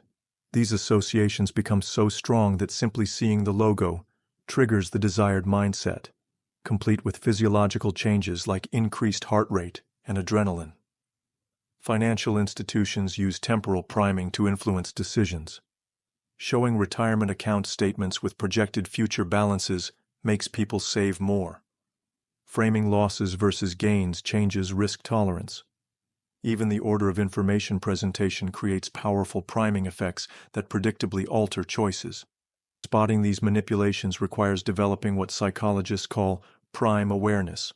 When making important decisions, ask yourself, what environmental cues have I been exposed to recently? How might this context be shaping my perceptions? Are there alternative framings I'm not considering? Create deliberate counter-priming. Before important negotiations, expose yourself to words about cooperation. When making financial decisions, review objective data first. The key is recognizing that no thought occurs in isolation. Every idea is influenced by what came before. The most dangerous aspect of priming is how it warps our sense of free will. We believe our thoughts and decisions are entirely our own, when in reality they're profoundly shaped by recent experiences we didn't choose and often didn't notice. The pen you hold feels heavier after reading words about importance. The hill looks steeper when you're tired. These aren't perceptions of reality. They're constructions shaped by priming. Priming effects are a powerful demonstration of the intricate workings of the mind and the subtle ways in which our thoughts and behaviors can be influenced. While priming can be used for positive purposes, It's crucial to be aware of its potential for manipulation and develop strategies to protect our autonomy. Next, the Zeigarnik effect. The podcast episode cuts off mid-sentence. The video ends on a cliffhanger. Your email draft sits unsent. These aren't just minor annoyances. They're deliberate psychological traps exploiting the Zeigarnik effect, where unfinished tasks occupy up to 300% more mental space than completed ones. Your brain treats incomplete loops like puzzles demanding resolution, creating an itch that only closure can scratch. Russian psychologist Bluma Zeigarnik first documented this phenomenon in the 1920s, when she noticed waiters remembered complex orders only until they were served. Once completed, the details vanished from memory. Subsequent research confirmed our brains are wired to obsess over incomplete tasks while quickly forgetting finished business. Modern tech companies have weaponized this quirk of cognition. Netflix's autoplay feature isn't about convenience. It's about preventing natural stopping points. Video game designers create just one more level hooks by leaving missions perpetually almost complete. Social media platforms show 95% complete profile indicators to drive engagement. These aren't features, they're psychological traps. The advertising world thrives on creating artificial open loops. Limited time offer. Only 3 left. Complete your collection. Each one triggers the Zeigarnik effect, making your brain treat commercial messages like urgent, unfinished business. Even something as simple as a progress bar, 85% complete, can create compulsive completion urges. That awkward conversation you never finished, the apology you didn't quite make, they occupy disproportionate mental space precisely because they lack closure. Manipulative people exploit this by deliberately leaving conversations unresolved to maintain a psychological hold. The workplace is rife with Zeigarnik traps. Half-finished projects drain mental energy. Unanswered emails create background anxiety. Open tabs and unsaved documents whisper for attention. Research shows that workers lose up to 40 minutes of productivity daily to these mental attention residues from incomplete tasks. The effect even shapes our entertainment preferences. Mystery novels and cliffhanger TV episodes leverage our brain's completion compulsion. That nagging whodunit feeling isn't just curiosity, it's a cognitive itch demanding to be scratched. Streaming services know we'll binge entire seasons to resolve the tension. Breaking free requires strategic closure techniques. For digital temptations, impose artificial completion points. Watch just one episode, then physically turn off the device. For work tasks, create clear done criteria before starting.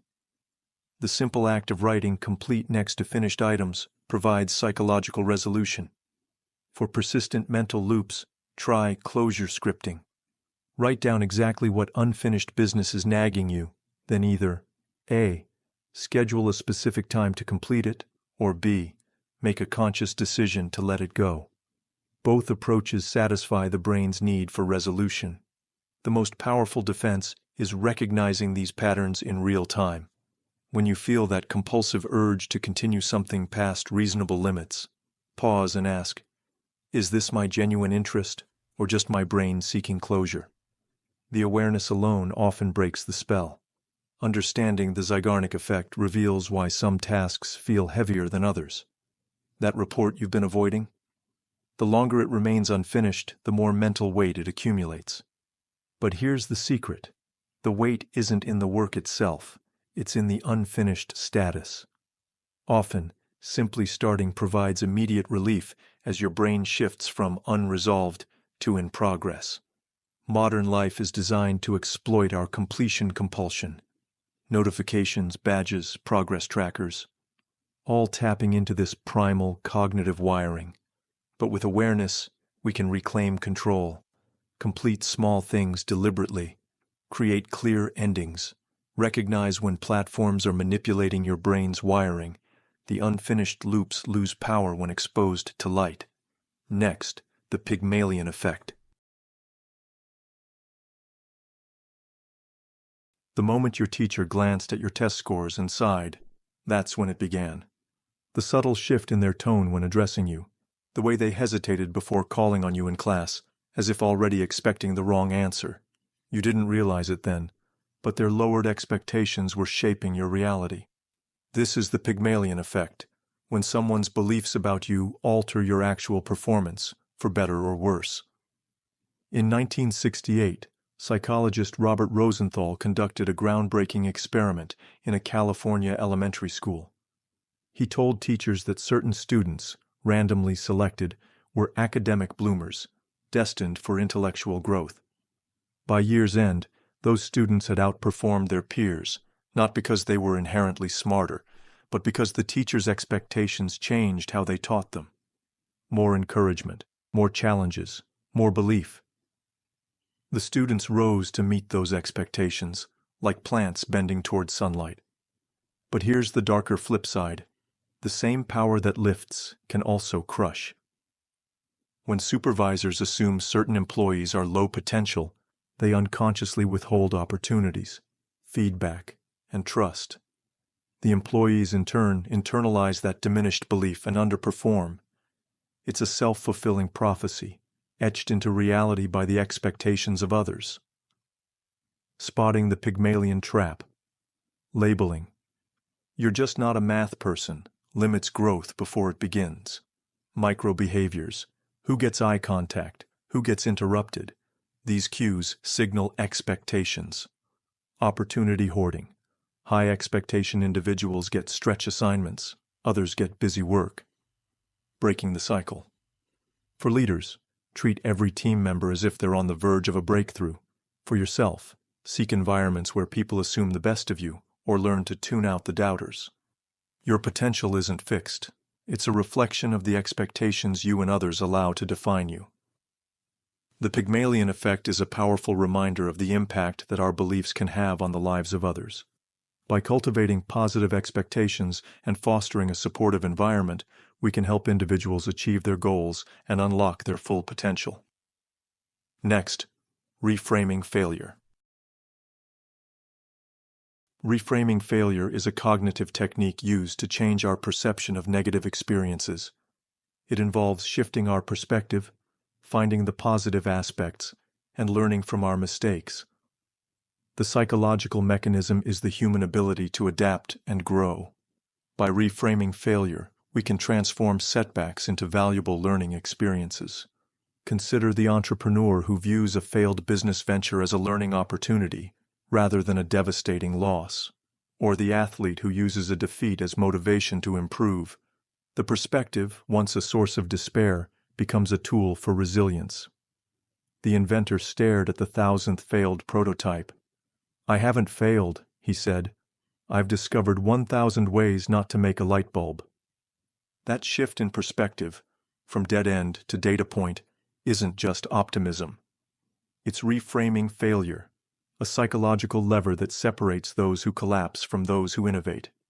Stanford psychologist Carol Dweck found that people with a growth mindset, who see failure as feedback, outperform those with a fixed mindset, who see it as identity, by 160% in challenging tasks. Why? Because how you interpret failure determines whether it paralyzes or propels you. The 3 toxic failure narratives. The personalization trap. This happened because of me. Skipping the systemic factors. The permanence illusion. This will always happen, ignoring the role of time and iteration. The pervasiveness fallacy. This affects everything, letting one setback bleed into unrelated areas. Elon Musk's SpaceX didn't just accept early rocket explosions, they analyzed them. Each failure was a lesson etched in fire. The psychological mechanism at its core is cognitive reappraisal. This involves consciously altering the way we interpret and evaluate a situation, changing its emotional impact. Reframing failure involves shifting the focus from the negative consequences of a setback to the potential for learning, growth, and future success. How to reframe in real time. The yet rule. I haven't mastered this yet. The October 10th, 2010. Test, will this matter in 10 days, 10 months, 10 years? The pre-mortem. Before starting, ask, if this fails, what's the most likely reason? Failure isn't the opposite of success. It's the tuition you pay for it. Reframing failure is a powerful cognitive tool that can promote resilience and personal growth. However, it is crucial to use it ethically and discern its healthy application from manipulative tactics. By developing awareness and critical thinking skills, you can harness the power of perspective to navigate challenges and achieve your full potential. Next, the halo effect. The halo effect is a cognitive bias where our overall impression of a person influences how we feel and think about their character. The psychological mechanism is the human tendency to make generalizations. When we perceive someone as having a positive trait, we are more likely to attribute other positive traits to them. Consider the celebrity endorsement, where a famous person's positive image is used to promote a product, or the charismatic leader who gains followers based on their perceived charisma, even if their policies are flawed. The perception, once a simple observation, becomes a blinding light, obscuring the truth. The CEO strode into the meeting tall, tailored, and radiating confidence. Within minutes, the room agreed with his proposal. Later, the same idea was pitched by a junior employee was dismissed. The idea hadn't changed. The perception of the speaker had. This is the halo effect. When one trait, like attractiveness or status, casts a glow that distorts all other judgments. Psychologist Edward Thorndike first documented this in the military, where officers rated physically imposing soldiers as smarter, kinder, and more competent, even when evidence contradicted it. Modern studies show attractive people receive 20% lighter prison sentences for the same crimes. CEOs with deeper voices manage larger companies. Teachers grade essays higher when they believe they're written by gifted students. Marketing and advertising, using attractive models or celebrity endorsements to create a positive association with a product, influencing consumer behavior. Political campaigns, emphasizing a candidate's positive qualities, e.g., charisma, patriotism, to overshadow potential weaknesses or policy concerns. Job interviews. Physical attractiveness or confidence can create a positive halo, influencing hiring decisions even when unrelated to job performance. Social interactions. The halo effect can influence our judgments of others in everyday interactions, leading to biased perceptions and unfair treatment. The halo effect is a powerful cognitive bias that can shape our perceptions and judgments in profound ways. By developing awareness and employing critical thinking skills, we can mitigate its influence and strive for more accurate and fair evaluations of the world around us. Next, time constraints. They placed a clock on your decisions, forcing you to act without thought. Time constraints are a manipulative tactic used to pressure individuals into making hasty decisions. The psychological mechanism is the human fear of missing out and the desire to avoid regret. By creating a sense of urgency, the manipulator bypasses rational thought and triggers impulsive behavior. Consider the limited time offer in sales or the political campaign that creates a sense of imminent crisis. The pressure, once a subtle nudge, becomes a suffocating force, compelling action without reflection. The clock ticks louder as the deadline looms. Your pulse quickens. That project you've been putting off? Suddenly you're laser-focused. The email you ignored for days, answered in minutes. This isn't just productivity, it's time constraints at work, the psychological phenomenon where artificial deadlines warp our decision-making and effort. Marketers know this trick well. Sale ends tonight. Only 3 rooms left at this price. These aren't mere notifications, they're psychological triggers. A University of Scranton study found that limited time offers increase purchase likelihood by 38%, not because the product changes, but because our brain treats scarcity as a threat. Miss the window, and the opportunity vanishes forever. But here's the twist. The deadline doesn't even need to be real to work. In a Harvard experiment, One group was told a task was due in 48 hours, while another was given no deadline. The first group completed 400% more work, even though both had the same actual deadline, 2 weeks later. The mere illusion of urgency was enough to fuel action. How time constraints manipulate you. The now or never fallacy. Urgency overrides rational evaluation. That limited edition item is suddenly a must-have.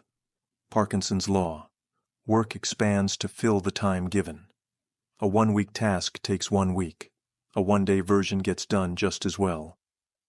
Decision fatigue. Under time pressure, we default to shortcuts, often the ones others designed for us. Spotting the trap false urgency. Ask, what happens if I wait? Often, nothing. Artificial deadlines. Bosses who demand end-of-the-day updates for non-urgent tasks are exploiting this. Impulse triggers. Count to 10 before clicking buy on time-limited offers. Time constraints are a powerful tool for manipulation, exploiting our cognitive limitations and emotional vulnerabilities. By developing awareness and employing effective defense strategies, you can reclaim control of your decision-making process and protect yourself from its manipulative influence. Next, the contrast principle. They shifted your perspective, making the ordinary seem extraordinary. The contrast principle is a cognitive bias where our perception of something is influenced by what we have just experienced. The psychological mechanism lies in our tendency to make relative judgments. By presenting 2 options in succession, the manipulator can make the second option seem more appealing.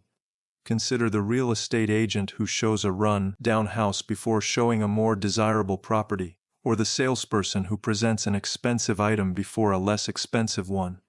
The comparison, once a simple observation, becomes a tool of manipulation, distorting our perception of value. The realtor shows you a crumbling fixer, upper first, peeling paint, musty smells. Then the next house, slightly less dilapidated, seems almost livable. By the third, a mediocre home feels like a palace. This isn't a coincidence. It's the contrast principle. Our brains judge things relative to what came before, not on absolute merit.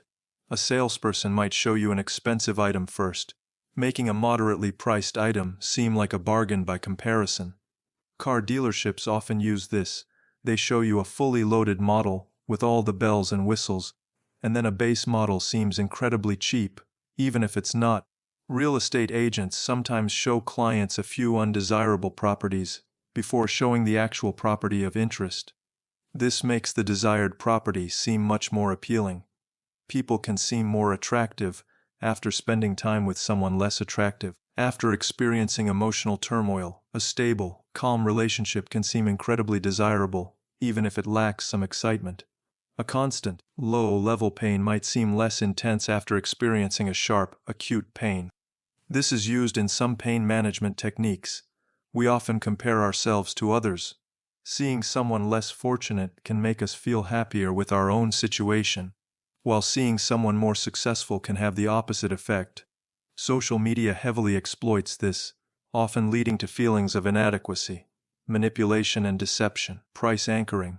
As mentioned earlier, setting an artificially high initial price makes a lower price seem irresistible. Emotional manipulation. Causing emotional distress, then offering comfort, making the comforter seem incredibly kind and trustworthy, even if they caused the distress. Framing effects. Presenting information in a way that emphasizes contrast. For example, save 50% sounds better than pay 50% of the original price, even though they're the same. Deceptive comparisons. Comparing a product or service to a deliberately inferior option to make it seem superior. Your brain is a comparison machine. Control the comparisons, and you control the choices. The contrast principle is a fundamental aspect of human perception. While it can enhance our experiences and help us make judgments, it can also be a powerful tool for manipulation.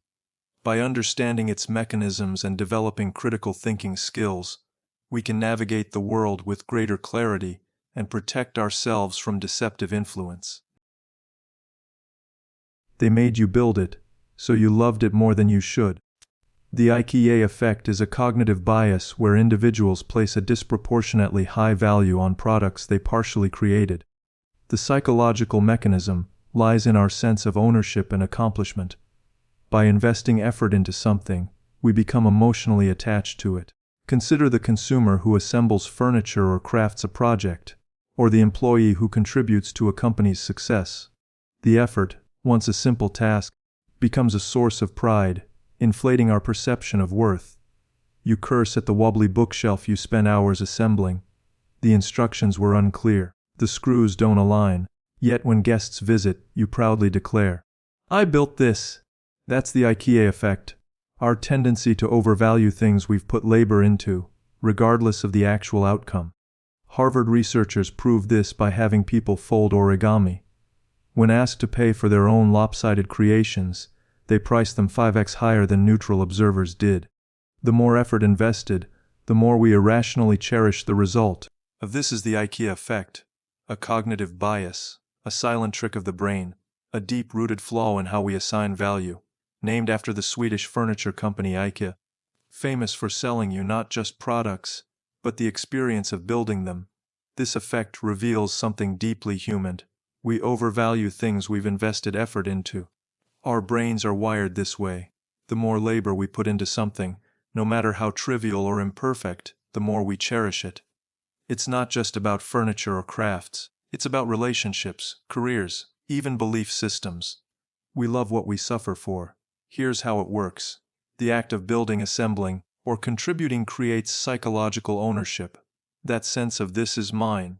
It activates the medial prefrontal cortex, the same region responsible for self-referential thought, memories, preferences, and ego. So, when you sweat over something, your brain doesn't just see it as an object, it sees it as a reflection of you. That bookshelf becomes a trophy. That flawed idea becomes sacred. That toxic relationship, you stay.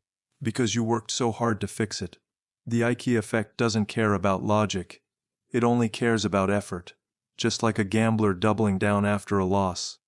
Just like a founder clinging to a failing business. Just like someone defending a belief. Not because it's right, but because they invested so much time in it. This is why leaving becomes so hard. Not because we love what it is, but because we remember what we gave to it. The effort rewrites the story. You see this in cults. Members are asked to give up everything: money, time, relationships. And the more they sacrifice, the more loyal they become. Not despite the cost. Because of it. In one famous case, psychologist Leon Festinger studied a doomsday cult in the 1950s. The world didn't end as they predicted, but rather than admit they were wrong, the members grew more devoted. They had given up too much to walk away. That's the IKEA effect, twisted, amplified, weaponized, and it happens subtly in daily life. Ever stayed in a job far longer than you should have? Because you already came this far. Ever held onto a failing side project? Because you spent months on it? That's not loyalty. That's bias. It's the illusion that effort equals worth. But here's the paradox. The same bias that traps us can also motivate us. That bookshelf. You didn't throw it out. You fixed it. You cared. That relationship. You tried. You grew. That business. You built it from scratch. The IKEA effect can be toxic, but it can also be empowering. Because when used with awareness, effort becomes ownership. Ownership becomes meaning. And meaning becomes fulfillment. So, how do we tell the difference? How do we know when we're loving the thing, or just the struggle behind it? Ask yourself this. If I hadn't built it, would I still want it? If someone handed you that bookshelf, already assembled, would you still feel proud? Would it still matter? If the answer is no, you're caught in the illusion. You're loving the labor, not the object, and that's okay. We all do it. It's human. It's ancient. Evolution favored those who valued their work, who cared about the fruit of their labor, because that meant survival. That meant creation. But in today's world, that instinct can lead us astray. So when you feel stuck, ask again, am I building something I believe in? Or just trying to justify the time I've spent? And just like that, you begin to see clearly. You let go of what no longer serves you. And just like that, you return to the truth. Next, the decoy effect. They presented you with options, a carefully curated array of paths, but one was never meant to be taken. This is the subtle manipulation of the decoy effect, a fascinating cognitive bias that reveals how our choices are shaped not just by what we want, but by the context in which those choices are presented. It's a psychological dance where an extra option, the decoy, subtly orchestrates our preferences, leading us down a path we might not have otherwise chosen. Consider the pricing strategies used in marketing, where a slightly less appealing option is introduced to make another option seem more attractive, or the political debate where a moderate candidate is introduced to make a more extreme candidate seem reasonable. The decoy, once a seemingly neutral choice, becomes a subtle guide nudging us towards a predetermined path. Imagine you're buying popcorn at a movie theater. There are 3 sizes: small, medium, and large. The small is reasonably priced, the medium is a bit more, and the large is significantly more expensive. You might weigh the value, considering if the extra popcorn is worth the extra cost. But what if there were only 2 sizes, small and large? Your decision might be different. You might focus more on whether you need a lot of popcorn or just a little.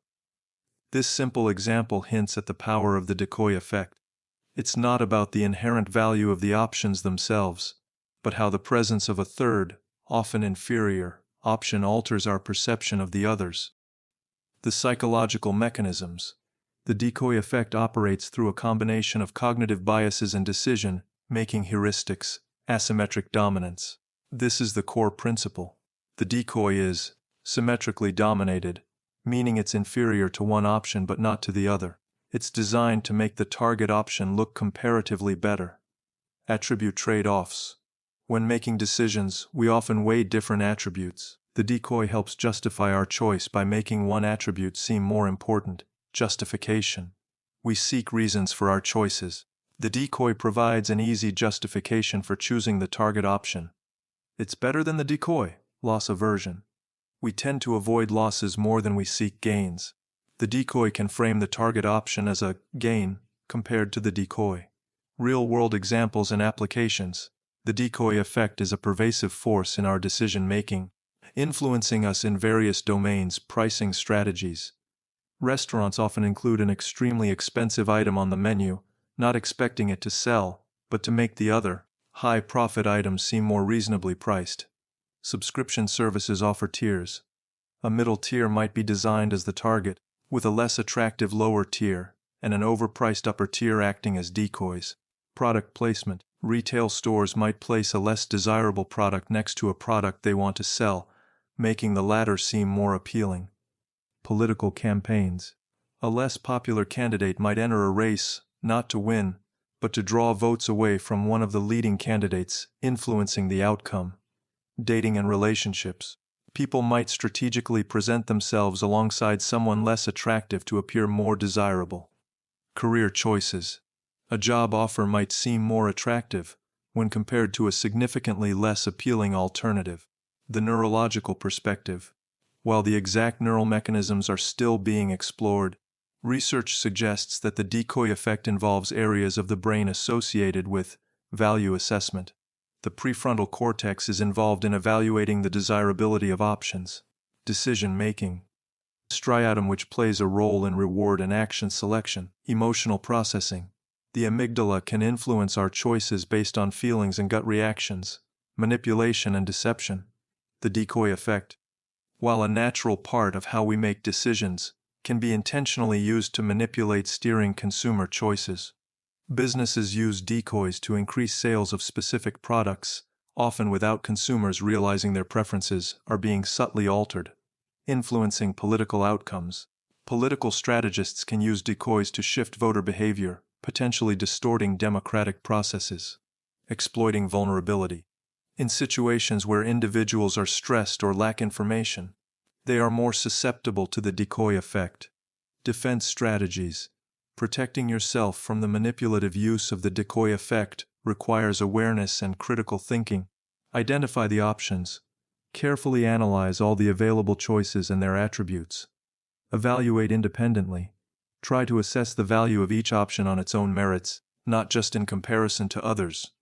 Question the purpose. Ask yourself why a particular option is being presented. Does it seem deliberately unappealing? Consider your needs. Focus on your own needs and preferences, rather than being swayed by the relative attractiveness of the options. Resist urgency. Avoid making hasty decisions when presented with a limited time offer or other pressure tactics. Seek diverse perspectives.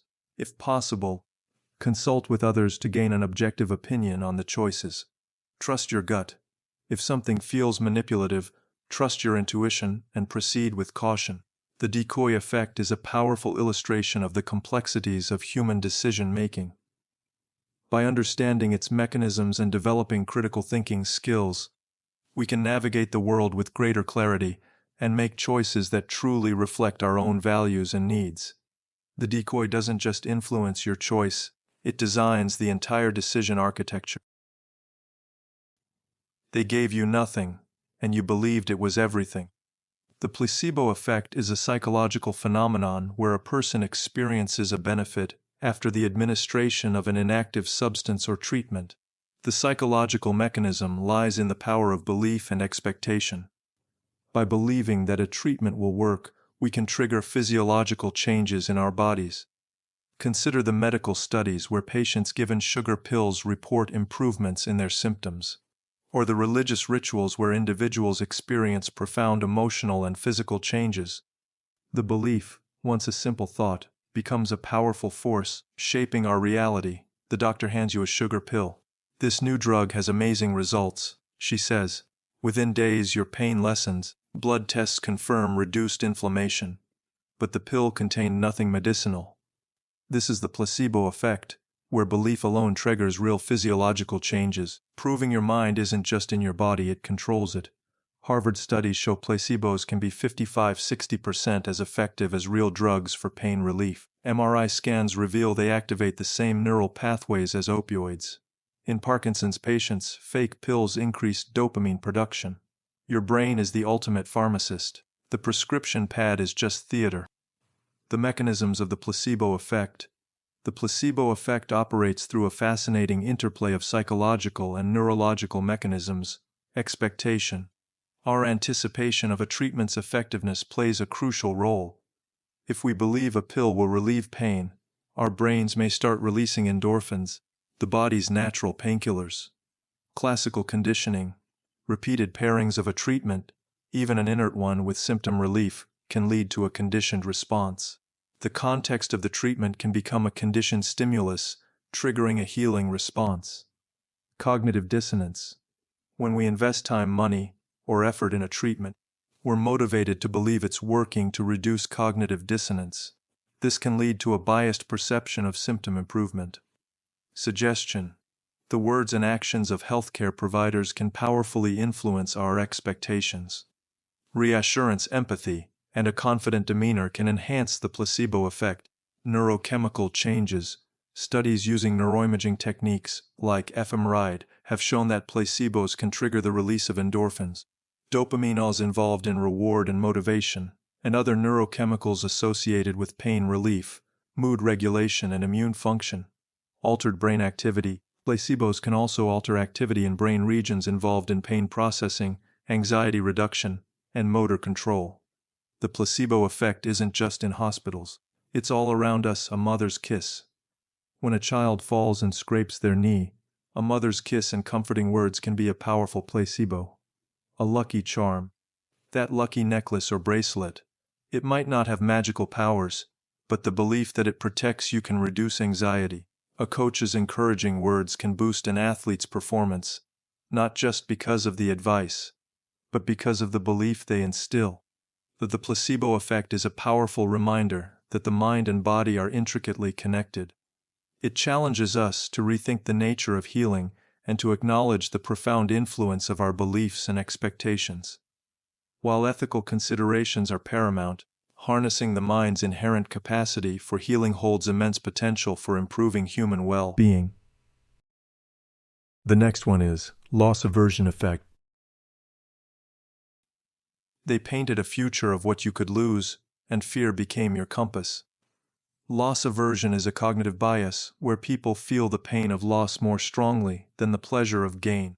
The psychological mechanism, lies in our innate drive to avoid negative outcomes. By emphasizing potential losses, the manipulator can trigger a powerful emotional response. Consider the insurance salesperson who highlights the risks of not having coverage, or the political campaign that focuses on the negative consequences of voting for the opposition. The fear, once a distant shadow, becomes a driving force, dictating our choices. Imagine this: you find a 20 bill on the street.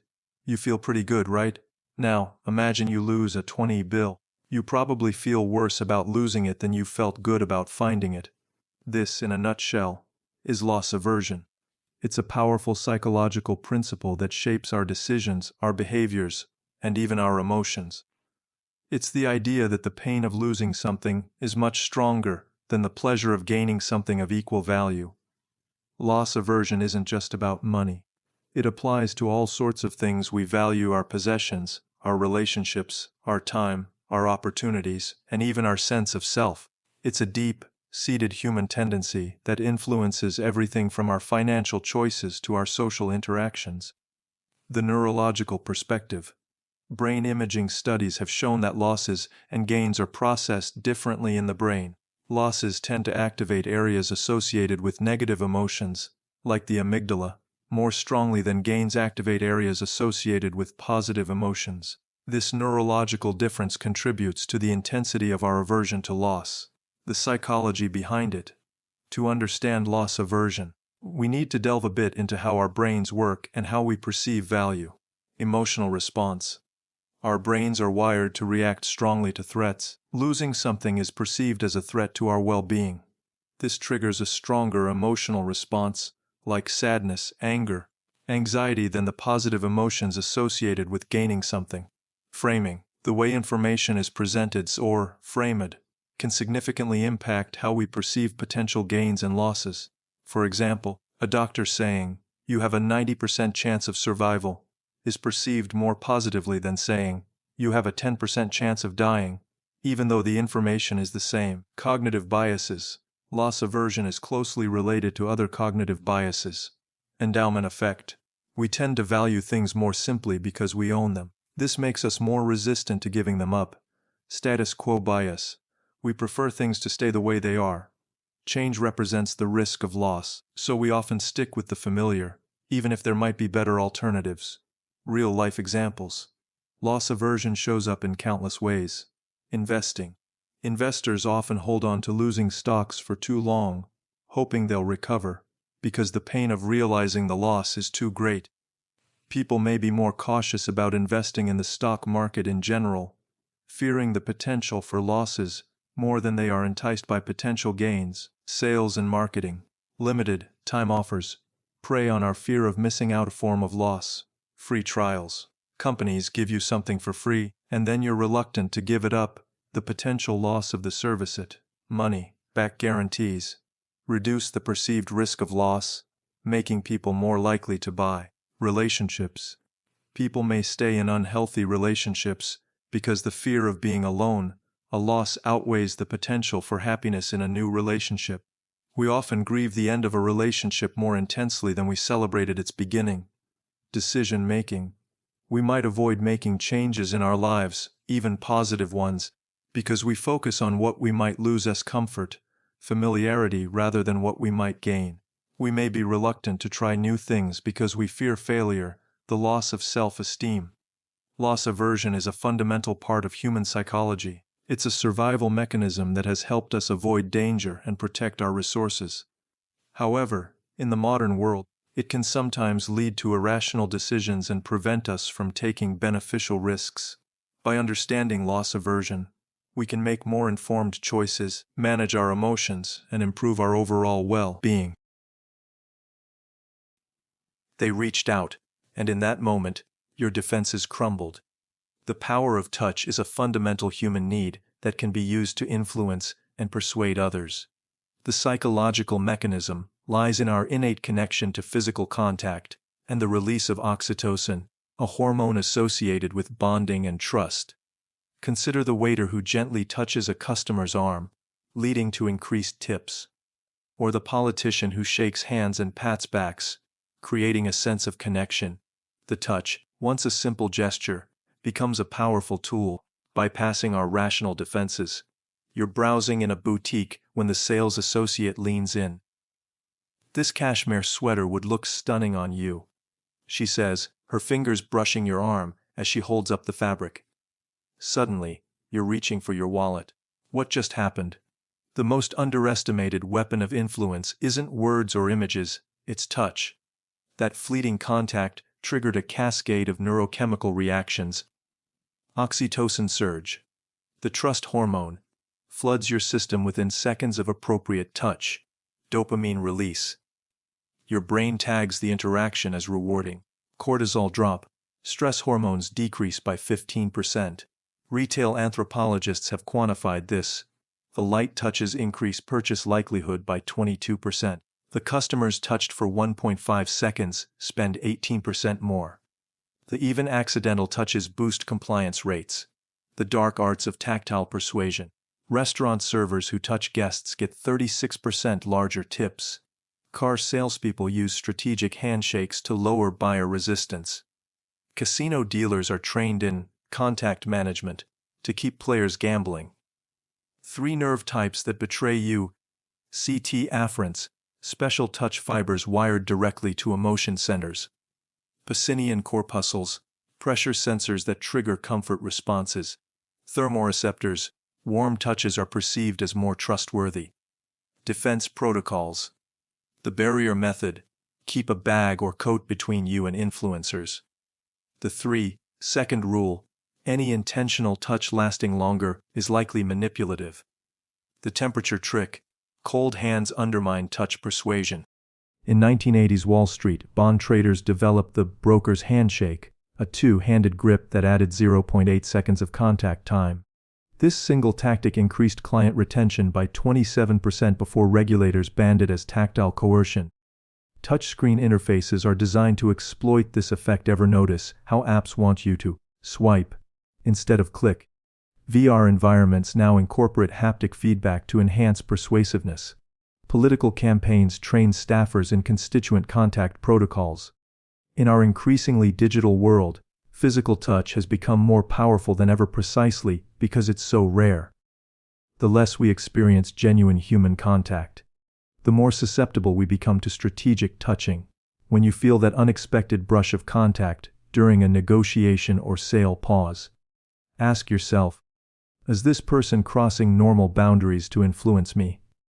Just that moment of awareness can break the spell.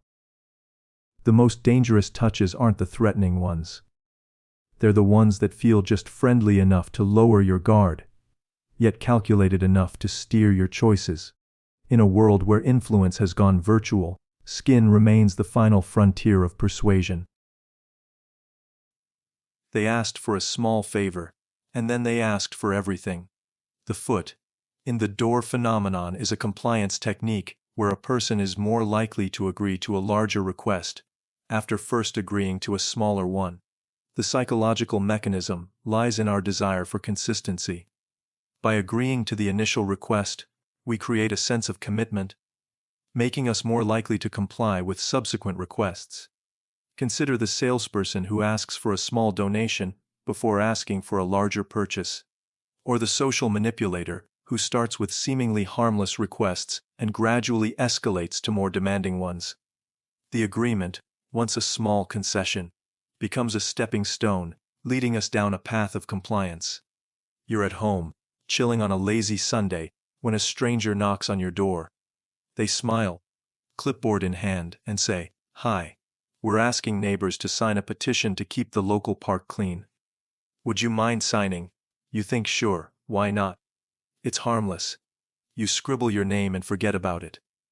2 weeks later, that same stranger shows up again, but this time, they ask if you'd be willing to volunteer at the park cleanup this Saturday. Now, here's the thing.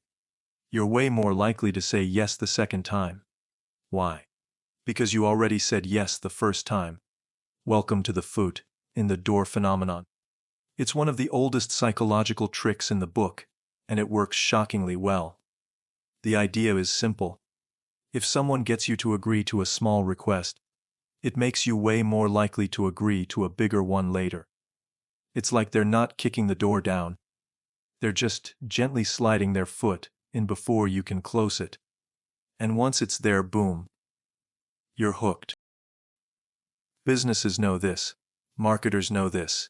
And yeah, manipulators definitely know this. That's why when you download a free app, they start by asking permission to send you notifications. Then they ask for your email. Then they nudge you into a subscription trial. Then suddenly, you're paying monthly for something you barely use. It's not magic, it's just strategy. The same principle works in sales. A car dealer might first ask, "Do you like this model?" You say yes. Then, "Would you like to test drive it?" You say yes again. Then, "Want to see financing options?" Boom. You're inching your way toward a purchase. Not because you planned to, but because your earlier choices gently nudged you there. This even shows up in dangerous places. Cults, extremist groups, or manipulative relationships often use this tactic. They don't start by asking for total devotion. They start small. Come to one meeting. Just listen. Just donate a little. Just wear this badge. Just repeat this phrase. And over time, each small yes builds upon the last. Before you know it, you've crossed a line you never even saw coming. Because each step felt reasonable. Each request felt harmless.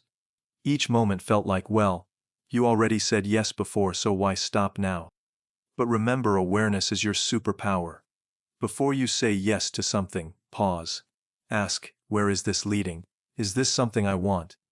Or am I just trying to stay consistent with a decision I barely thought about? Not every yes deserves a follow-up. Not every door needs to be walked through, so protect your boundaries. Trust your instincts. And be okay saying yes to something small, without feeling obligated to say yes forever. The foot in the door phenomenon is subtle. It doesn't come with flashing lights or sirens. It just knocks. Gently, softly, asking for a tiny piece of your attention. And if you're not careful, that little crack in the door becomes a wide-open invitation to anything. Sleep tight. And remember, just because you opened the door doesn't mean you have to let them in. Now, the next one is the endowment effect. They made it yours, and suddenly, you couldn't let it go. The endowment effect is a cognitive bias where people value something more once they own it. The psychological mechanism lies in our sense of ownership and the pain of loss. By making something feel like it belongs to us, the manipulator can increase its perceived value. Consider the free trial offer that creates a sense of ownership, or the limited edition item that becomes a prized possession. The ownership, once a simple possession, becomes an emotional attachment, making it difficult to relinquish. That coffee mug sitting on your desk, the one you got for free at last year's conference, suddenly becomes priceless the moment it enters your possession. This isn't sentimental attachment. This is the endowment effect in action, your brain's irrational overvaluation of anything you own. This is known as the endowment effect, a cognitive bias, where we irrationally overvalue things simply because we own them. First studied by economist Richard Thaler in the 1980s, it reveals how ownership itself changes perception.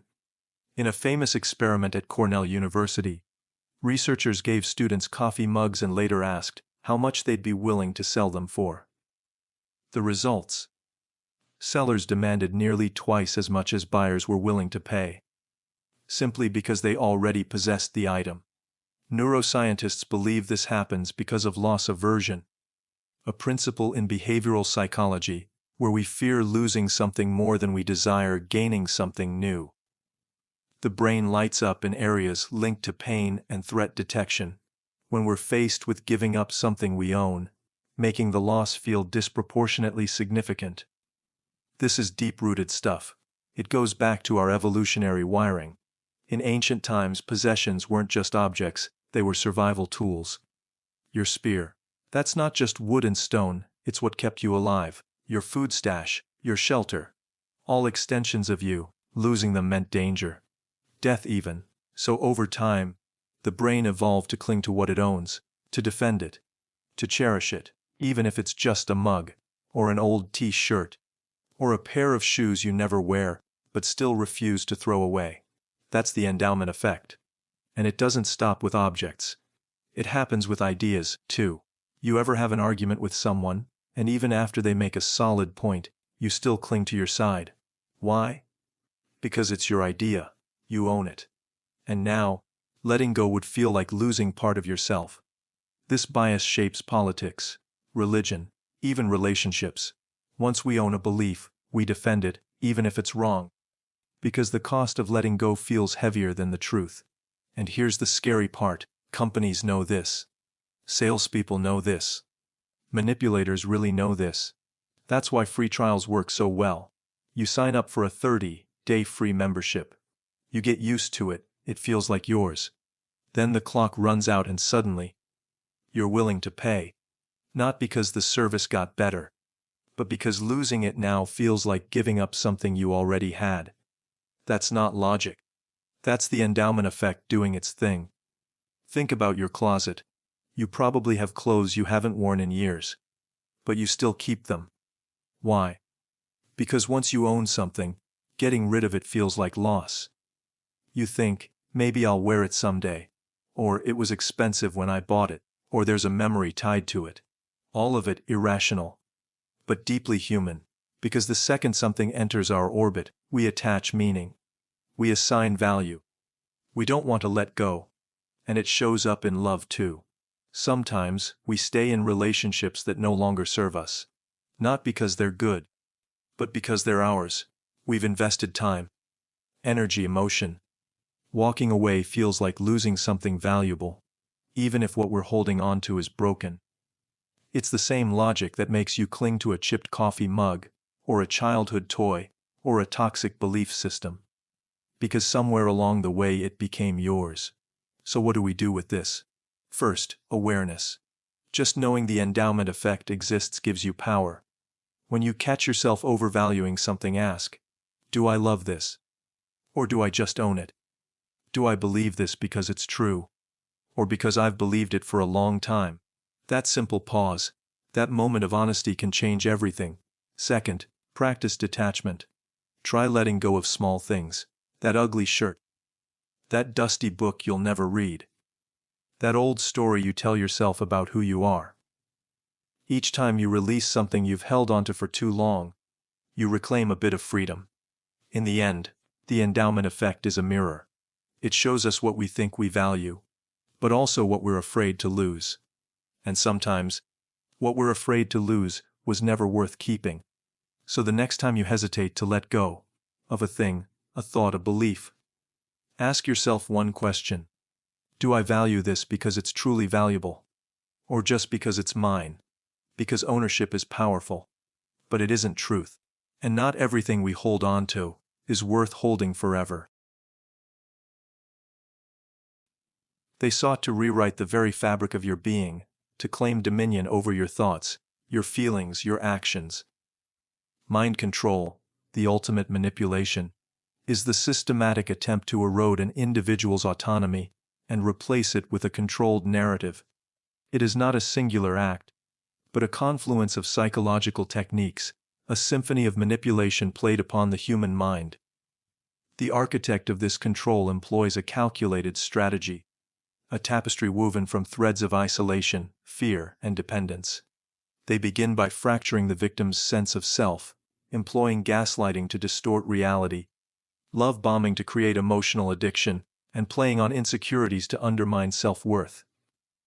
They construct a false identity, using mirroring and pacing to establish rapport, then lead the victim down a path of compliance, employing the foot in the door technique. They cultivate learned helplessness, instilling a belief in the futility of resistance, and exploit authority bias, making their voice the unquestioned truth.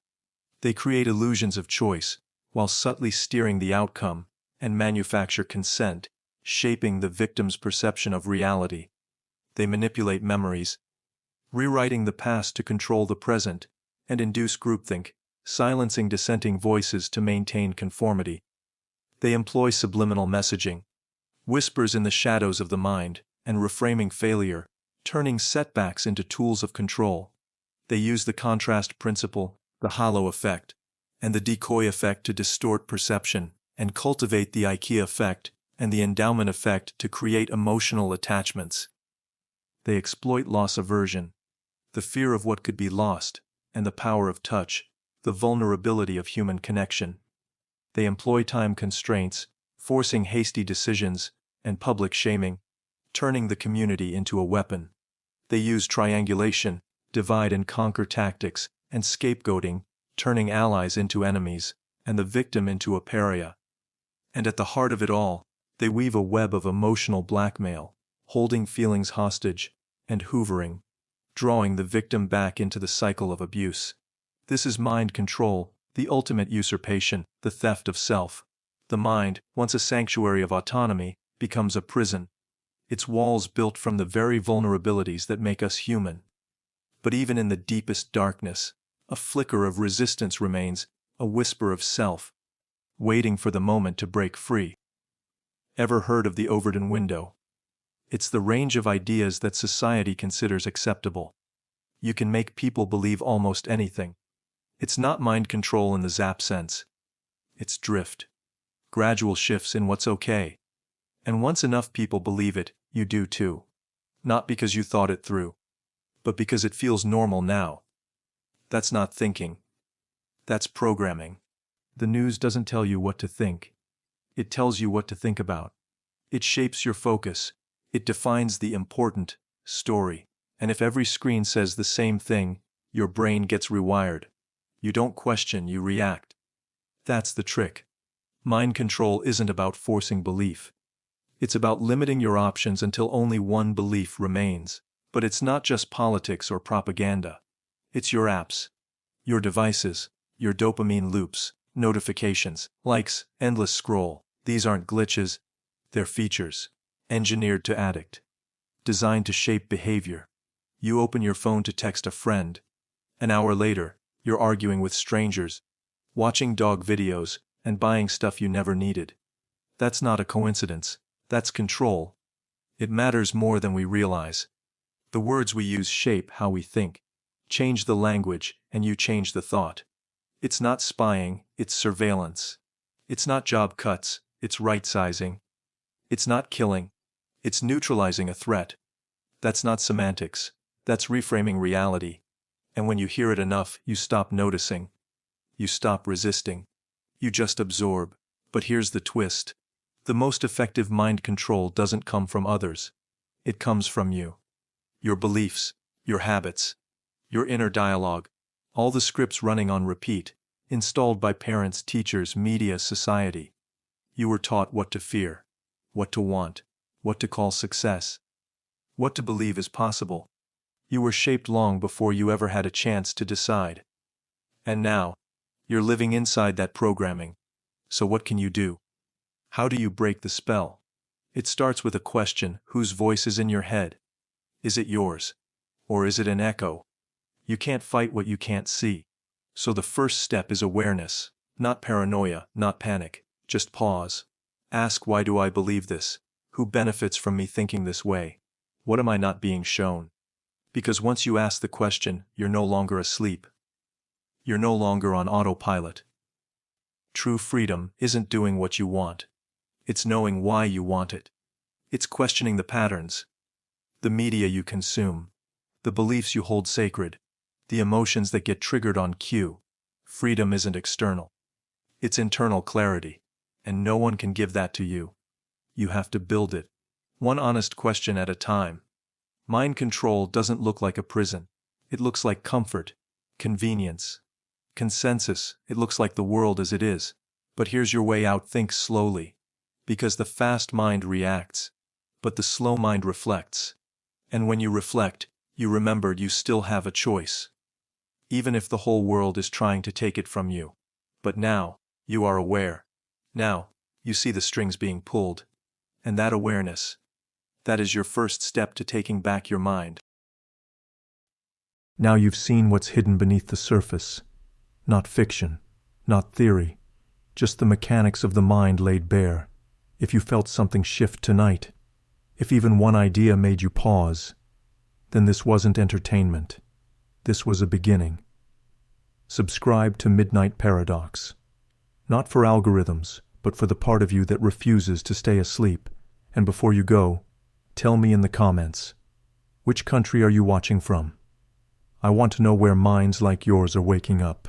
Until next time, stay awake, even while you sleep.